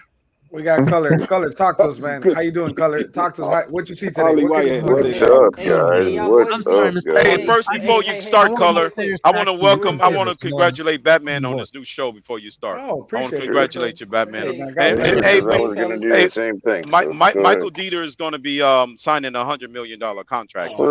That's a welcome to your show.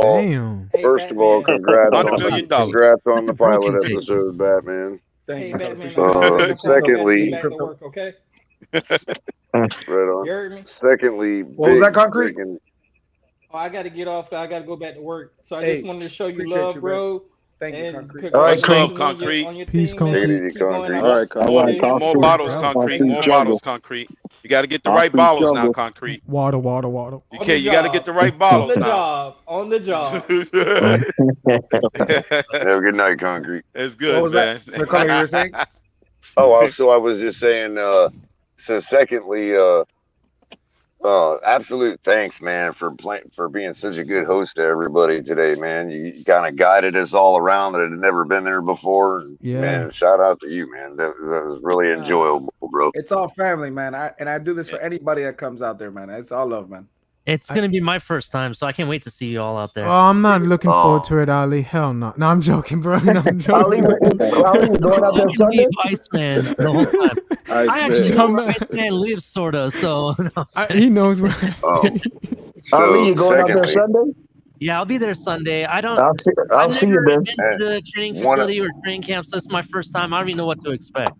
One other thing I Let's go, wanted to say Mr. Park. was, Mr. Park, you got to get out there too, Mr. Park. Let's do it. Yeah. well, one other thing I wanted to say was I noticed Larry Little.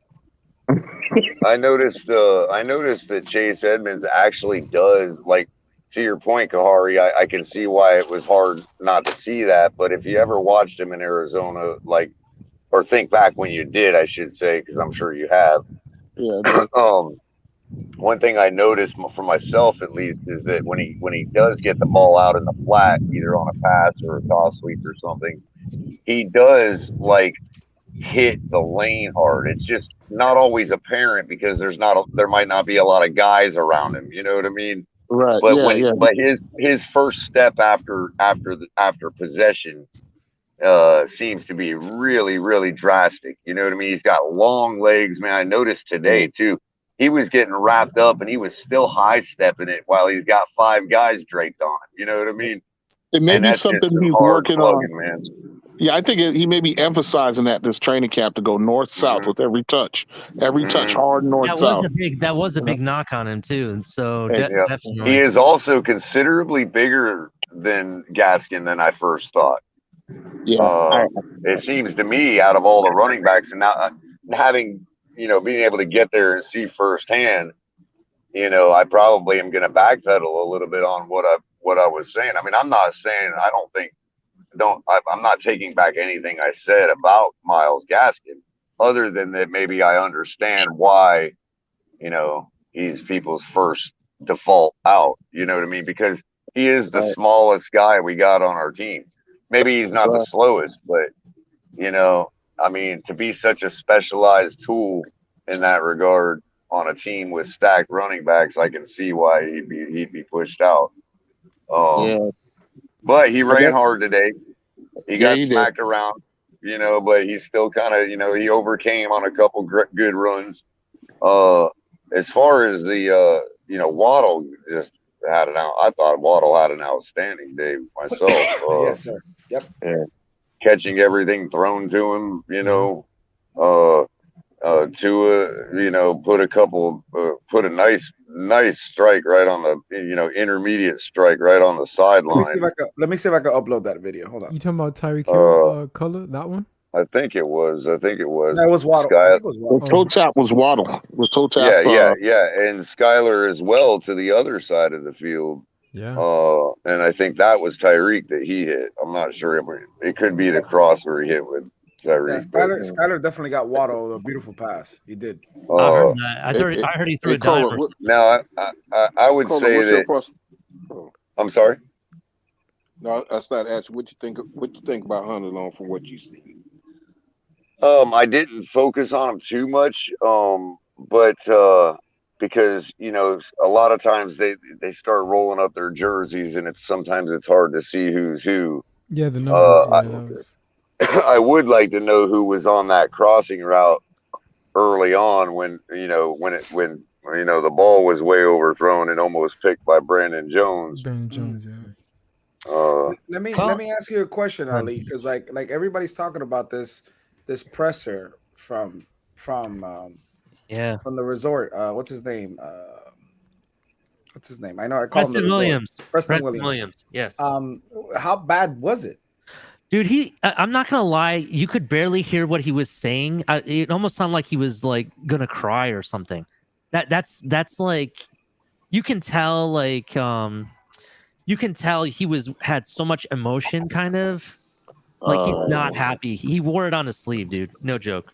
I just wanted to real quick, I wanted to come in and just give you guys a couple little tidbits. I'm gonna be running through probably a show tomorrow, just kind of talking about my whole experience there. Yeah, all the pros, cons that I've seen a couple great things that I like about a couple of our players, and the way they govern themselves. for example, I saw, Brandon Jones when he dropped that interception that was right in his hands, he went over to the sideline and started doing push-ups. Yeah, I heard about that. Without anybody telling him to. It's just self-governing. And that's part of what I was trying to tell everybody about the defense. And I don't think that bad defensive play calling could affect our defense so much that it isn't apparent right away and we can't fix it. I don't think the players will allow it to happen. I think they're highly intelligent players and probably don't even need a coach on the field at this point. Mm-hmm. We are stacked, and the defense is deep and stacked. If you could just consider that D line at every position from left to right, you've got like a dominant big athlete there. We don't have any tweeners, any small guys. You know what I'm saying? These are big, fast guys from. Go ahead, Color. I was just gonna say one more thing because I got a jet. I'm kind of in transit right at the moment. I didn't want to take all of Batman's time, but I appreciate meeting you too, Kahari. That was really cool. Oh yeah, that was awesome, Color. Yeah, no doubt. But also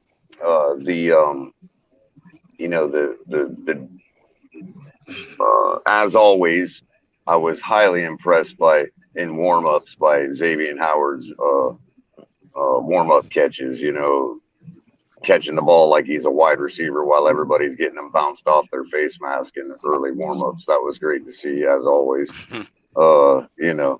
So even with the head dip and everything, I mean, the guy could literally play wide receiver if he wanted to. Great players always have that way of standing out, right? Yep, they do. They do. And the first rotation through, he was last in line. And just about everybody in line, maybe except one guy, dropped him. And here he comes as the last one in line. No problem. Just taking it out of the air. You know how it works. But do y'all think the NFL underrate him? Oh, absolutely. I think they do. Absolutely. Yeah, they do. He should have had a Defensive Player of the Year award already on his belt. Exactly. Yeah. I agree. And also did make him look bad on one play though. But, he did. Well, he did in Kansas City too, which was what I was gonna say. The last thing I said, but I'll leave you guys with. I happened to witness Tyreek Hill's game speed firsthand in Arrowhead back when Alex Smith last year. Mm-hmm. I mean, he blew right by us. We were like second row on the Dolphins sideline, and he just kind of blew right by us. You know what I mean, with the ball. But so I can tell you that the speed you're seeing out there right now could probably still be turned up a notch. Yeah. If that should get people excited. That is very exciting. Color, I got one other question for you before you leave.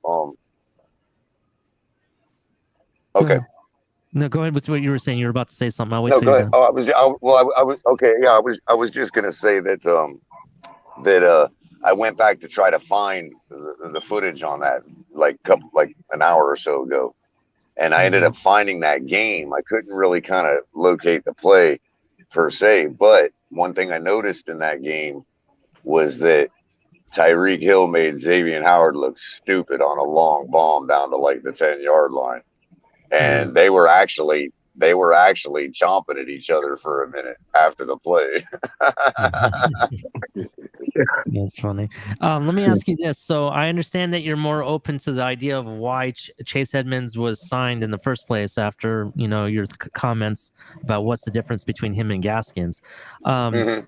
So have you changed your mind about Skylar's name? Is it considered a football name now? Oh my God! Well, I don't know. Signed your hat. Come on, dude. He signed your hat. Say Tell him, Color. Tell him. Man, I wasn't gonna bust it out right now. I was gonna bust the whole story up, but I told you guys on the Fins tailgate how I got the autograph. I didn't say publicly who it was, but my bad. No. It's already kind of gotten out there, Kahari, anyway. You know what I mean? But yes, it was Skylar Thompson, and him and Teddy were standing there just chopping it up after practice, and everybody was funneling over to Tyreek, and everybody's waiting on Tua, and whatever. And I go over to the fence and I'm like, "Hey, Skyler, best name in football. The best name in football." He looks at me, kind of looks at me weird, starts to head over, stops for a second like he was going to not come over. And I said it one time, "You got the best name in football." And he comes over. Well, and, I didn't give everything away. There's one part of it you didn't tell anybody. He takes my hurricane hat, you know, and he looks down at the hurricane, the U, and he looks at me and gives me this weird look and like starts to slowly sign it, you know. Hey, can I ask a question? Man, Can I color. ask a question real quick? Of course, Louis. What up, Batman? Again, congratulations on the first show. Congratulations. Thank you, brother.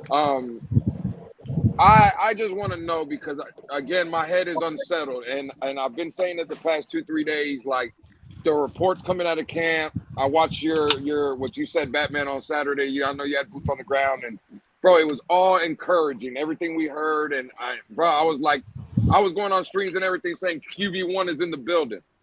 But then today, like I talked to a couple people, and again, it's kind of, again, I could be wrong. So I know you, Batman, Color, Iceman, all you guys were in the building today. So again, I know I'm coming in late. Y'all probably already touched on it, but just to put my peace of mind, because, you know, some of the things I'm hearing are still a little concerning though. You know what I'm saying? Like today, first day in pads and stuff, there was a couple overthrows, couple balls that hit the floor. Those you know, inconsistency. Exactly. Well, but that's what we always talk about, right? So like, right. Again, what I want to see from Tua is just keep putting good days, better days together. And I thought we were starting to see that, but then again, today we come out first day of pads, and it's starting to rear its ugly head again. Some of the other things that we've seen the past 2 years. So most people would group me and you together in terms of being like pessimists on Tua, right? And I already spoke about what I liked about Tua's improvements. But if you want to remain a pessimist on Tua, you can point to, you know, he was behind a little bit on those crossing routes on several of them. He still hit them, but they were kind of behind. You can also see, you might want to criticize slow processing to a small degree. I saw some improvements there, but there were plays where when the blitz is in his face, he didn't find a guy right away. He didn't find the outlet on a couple of plays. But that being said, he has improved. Anybody, you can't say he hasn't improved. Right, absolutely. And we even in the red zone. I mean, mainly Lewis is the red zone. Yeah. I mean, you know, when they started, because towards the last drill they ran in the 11-on-11 scrimmage was basically from the 5 to 10 yard line, right? Yeah. And they just ran a bunch of plays right from there. And I think we scored like 3 times, and you know what I mean.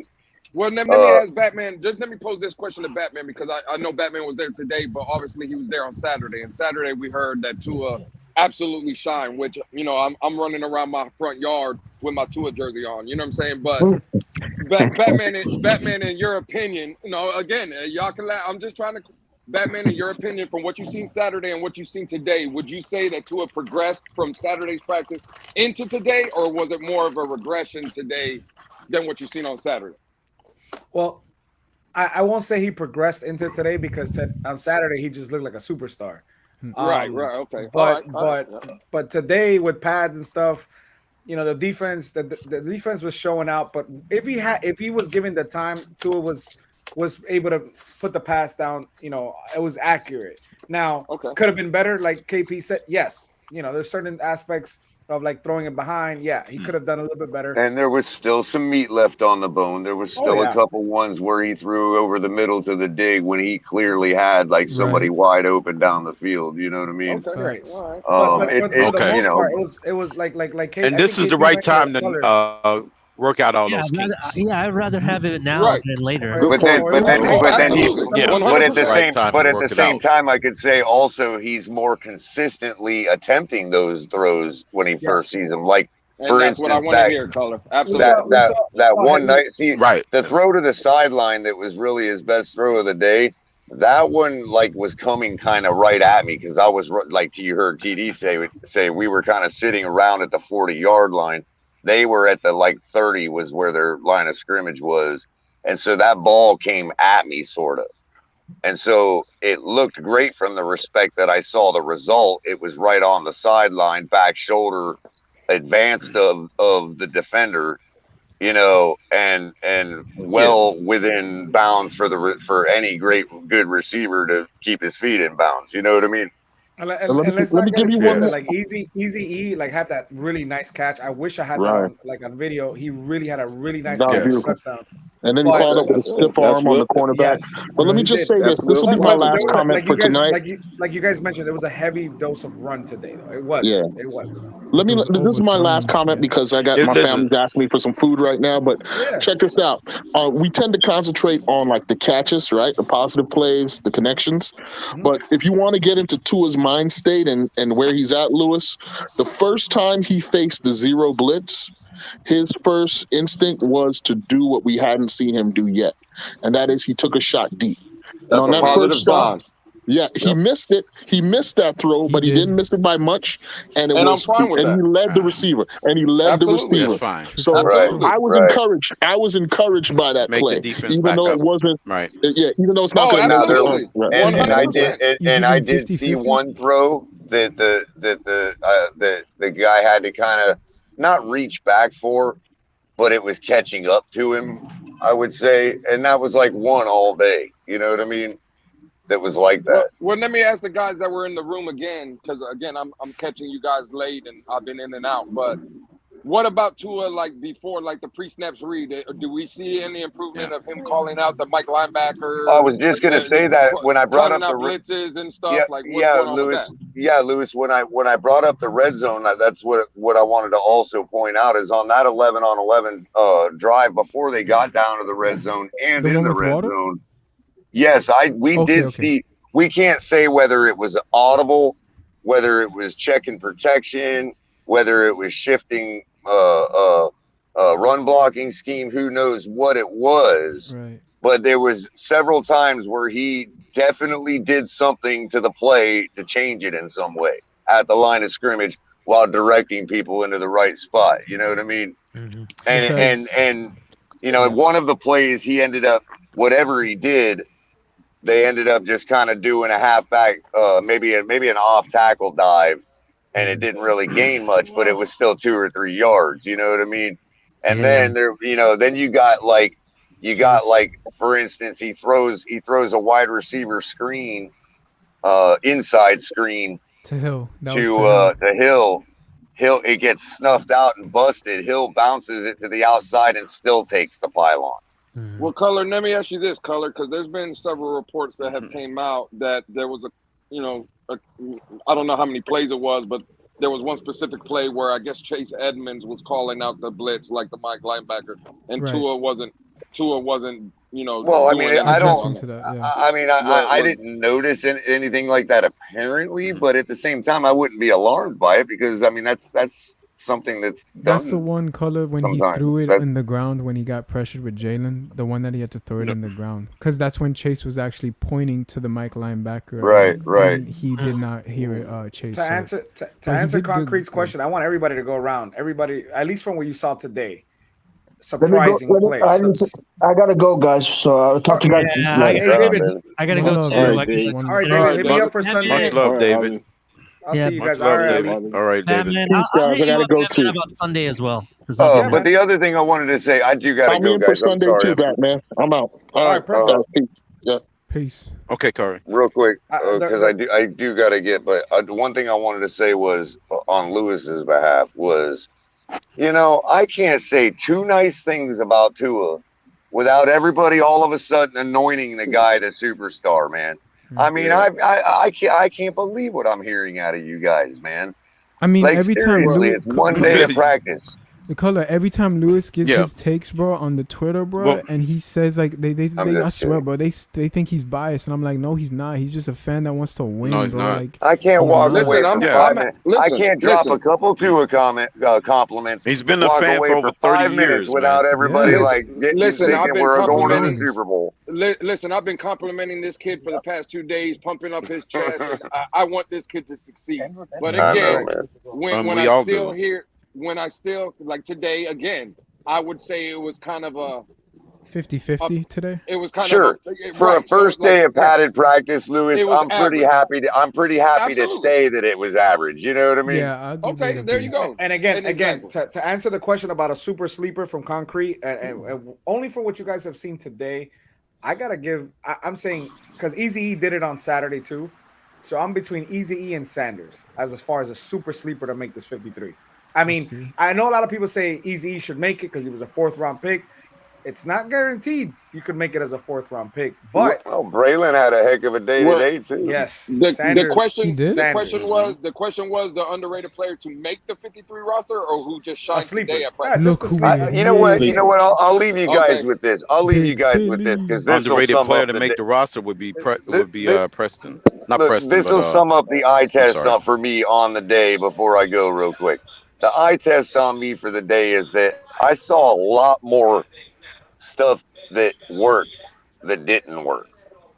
Okay. Passes included. You know what I mean? I saw a lot more completions than not. Okay. I saw a lot more attempts than not, like to really kind of go after the secondary, not with just this, walled garden nonsense. You know what I Hey, mean? Color, before you go, Color, let me answer Concrete question and Batman's question. Is the man of the day, Color's favorite Dolphin player, number 19, Skylar Thompson, is going to make this 53-man roster. Bye-bye, might. Teddy. Bye-bye, Yep. Teddy. There you go. He might. Skylar Bye bye, Thompson, Teddy. baby. Yep. Skylar top. All right, And Batman, Color keep doing got what the you're autograph doing, to bro. prove it. Thank you, Color. Appreciate it. Everybody, Yep. thank you, Color. Everybody's Yep, welcome. Big yo. Philly. Big Philly was out there Hey. too with us. Big Philly, Yes, he talk to us, was. man. Tell Hey. everybody What's what up, Big Philly? was. Hey, Big Philly. Hey yo, Philly, before you do that, bro, this is for you, bro. Cause Godito never sent me it, bro. Cause I know he's asleep, so I dropped it He in ain't the private. asleep. I talked to that man 3 times since he Oh dropped my you god, off. I'm gonna have to smack him. I thought he was. That man said that you were busy, and I said, That's but cap. just send. But I was That's like, cap. but I was like, yo, just send the message, dog. You, Yeah, I was but waiting he for the busy. message. I said, are you busy? What are you doing? He's like, he busy. I said, all right. That's okay. You know how your brother is, man. You know I know. He's so protective. Hey, Big Philly, talk to us, man. How do you feel about what you saw today? Like your perspective. You know, my perspective is that they focused on the intermediate passing game, that mid-level to short-range passing game today. They didn't go deep very often, if you notice. I think Tua went deep maybe twice, or maybe 1 or 2 times, both incompletions. He didn't really connect. It was more that intermediate 10, 15-yard game. A lot of rollouts, a lot of like those slant routes, wheel routes, stuff like that.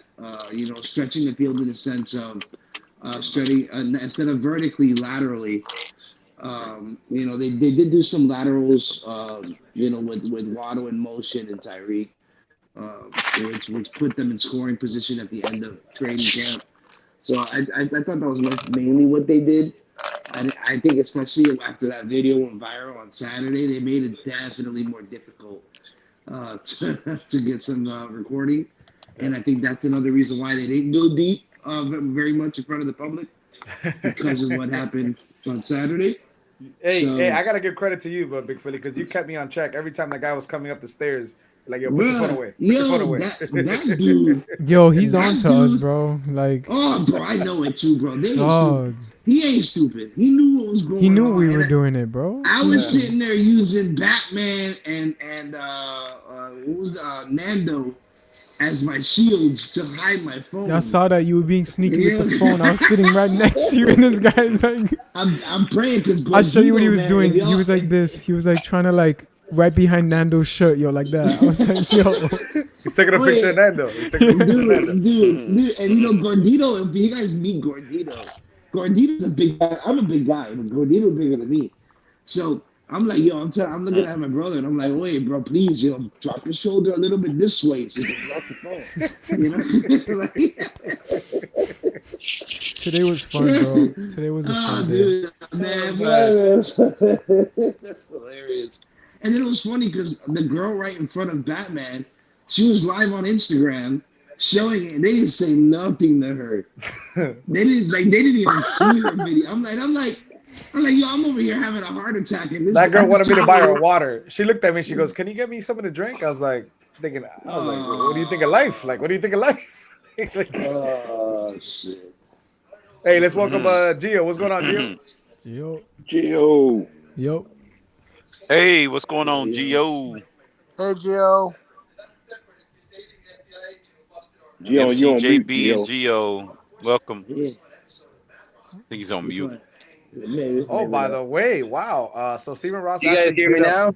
Yeah, we hear you. We hear you. Yeah. Hey, my bad, man. What's up, everybody? Just trying to hurry up home here, picking up the kids to get it rolling here in the next 30 minutes. Love seeing everybody, man. Love seeing, a lot of positivity lately around the Dolphins, except for that whole mishap with the picks and all that, man. But I'll save that for the show here in the next 30 minutes. Let Batman do his thing here.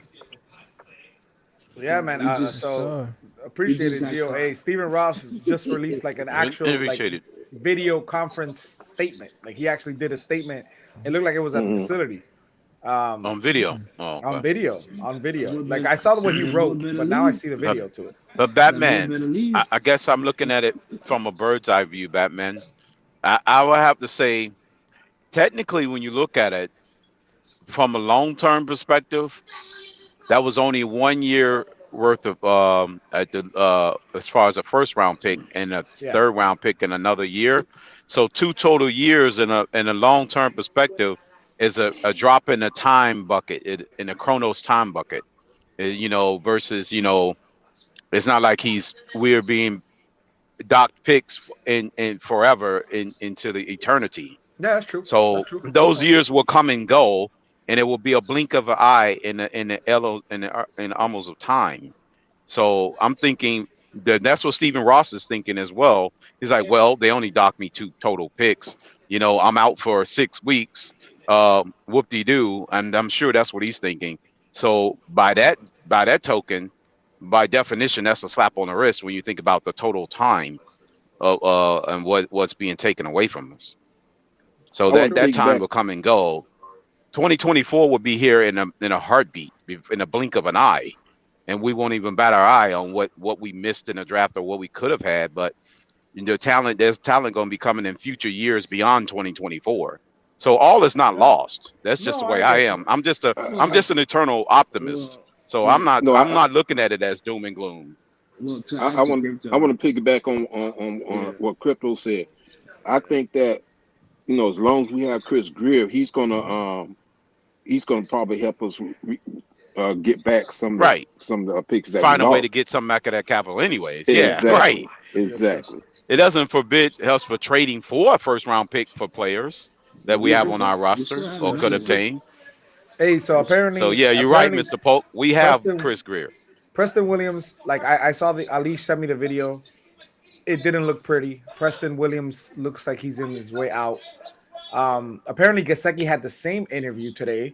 He looked like he wasn't happy. I haven't seen him. That's the thing. Yeah, I just, if you look at the private chat, the Preston Williams is there. I don't know if you can see it if it's still there because I know it's Ali's, right? Yeah, Ali posted it. It's pretty. It's he looks like he's hurt. I'm not gonna lie. He looks hurt. He looks hurt. He looks like he's devastated. Preston Williams. He really does. I don't know if you guys can see it. Can you guys see it in the private chat? Hang on. Can you guys let me know if you can see it? If not, I'll try to repost it. Let me see. Hold on. Let me see if I can repost it. Yeah, Ali posted it. Is that the one Ali posted? Yeah, I'm gonna post it again if you haven't seen it. I'm gonna post it again in the private chat. You know, I haven't even seen Jasicki really in training camp. If I, like, I'm Today really he thinking had that about it. nice catch. He had that nice Yeah, catch today. Yeah.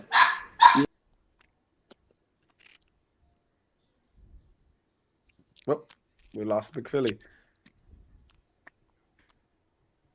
Yeah, he doesn't want to be here, Batman. Omar Kelly asked him a question, and he's just immediately said, "Nah, like, yeah, he don't want to be here, bro." No, but here's the thing I was about to say. If he has more confidence in himself, he will make it on another team somewhere. I'm quite sure he will. And I'm not trying to be negative. I hope it's not New England. Oh my God, yeah. That's Oh, what I'm not scared of. neither.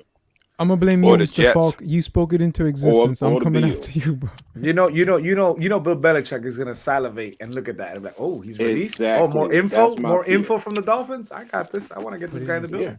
Exactly. Right. Because he's been doing that for years. Exactly. We play that patty cake game with him all the time. Big Philly, can you see the private chat? I posted in the regular chat too. I did, bro. You see what? I'm on StreamYard through YouTube, so when I click on Twitter, it kicks me off of StreamYard. That's why you see me go in and out, bro. I drive myself crazy. I driving myself crazy right now. I'm like, God damn it! You hear me screaming. It's hilarious. That's wrong. No, I did the same thing, Big Wave. Did the same thing. I always do that when I come on like somebody else's channel and I like backstage and stuff like that. I always do it. It never fails, man. To answer the question that I think it was Thomas. Was it Thomas? Thomas, I'm planning on going to. I'm going tomorrow. I'm going probably on Saturday. I'm definitely going to be on there on Sunday. And if anybody needs tickets for Friday for the kids event, I'm giving away all 4 tickets for the kids on Friday. I can't make it a Friday. I got to work. So I'm giving away my tickets for Friday. But definitely I'll be there. I'll be there tomorrow. I might be there Saturday. I have tickets for. I only have 1 ticket for Saturday, and I got 4 tickets for Sunday. I've given away already a couple, but yeah, anybody wants to come, just let me know. I might have 1 more ticket left for Sunday after I give one to David. Joint practice is what day? That's next week. So our last practice is Sunday. So crypto. So sometime next week they start joint practices because the first game I believe is next, not this Saturday, but next Saturday. Yeah. So probably Tuesday or Wednesday we start joint practices. My bad, guys. Were you guys trying to talk to me? No, you said you were driving. We heard you. What's going on, Gio? Oh, okay, good. Yeah, because I was picking up the kids here, so just in case, bro. Yeah, good to see you, Gio. Really quick Disney movie. I love the name Gio gave me. Practices. Real quick, Gramps. Yes, goodness. To add to cryptos. Hey, CB83. Hey, if you want Batman, to come on Sunday, let me know. CB83. Let me know. I was about to tell you. I got 1 ticket left for Sunday. If you want to come, CB83. That's my 4 tickets right there. But hey, I appreciate everybody coming to the debut. Please hit the like button, hit the subscribe. I really would appreciate it.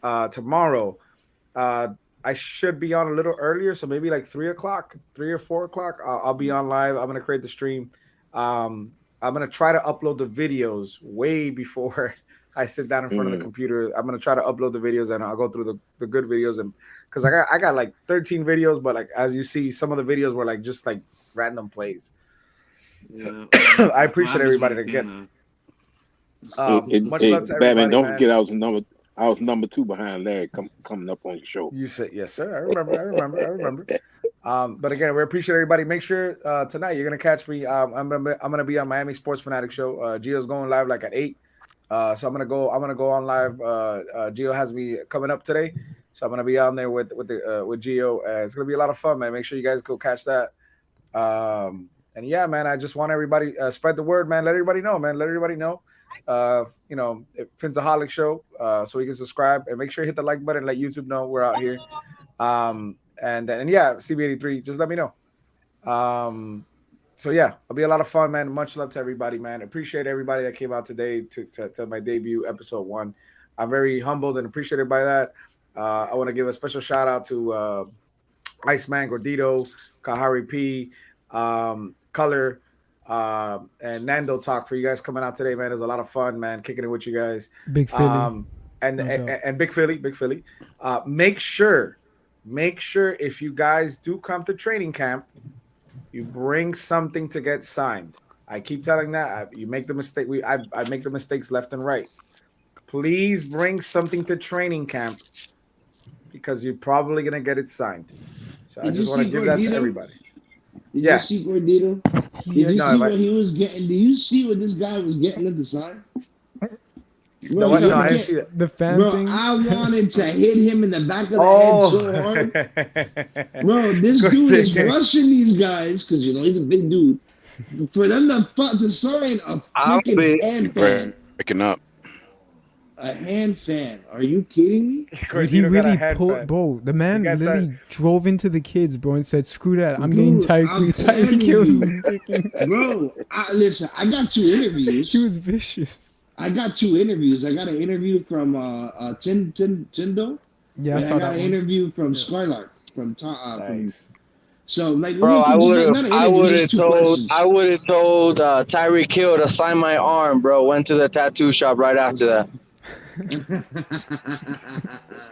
I don't know about that one. You're on your own on that one. But I'm not that much. But it was fun, man. It was a lot of fun, man. Hey, listen, bro. At the end of the day, it's a football autograph, bro. You take that to your grave, right? Yeah. Today it was hot, but it wasn't as hot as Saturday, but it was still hot. I'm not gonna lie, it was still hot. I think it was hotter than Saturday, bro. Saturday, you think so? Yeah, bro, it was 111 when I got back to the truck. I almost died. I work in an office. I don't work outside. I had sweat in places I never thought I could sweat. Oh man, you guys are funny, man. Hey man, much love to everybody, to my world. I work outside. That shit sucks. Hey, I appreciate everybody coming out for real though. Much love to everybody in the comment section, man. I love you guys, ladies and gentlemen. Thank you. See you guys tomorrow around, let's say 4 o'clock to play safe. 4 o'clock to play safe. And you catch me later on my Miami Sports Fanatic show. They go live at 8 o'clock. 8 o'clock. Much love to everybody, man. Fins up. And thank you. Appreciate it. Yeah, have a good night. All right, check y'all later.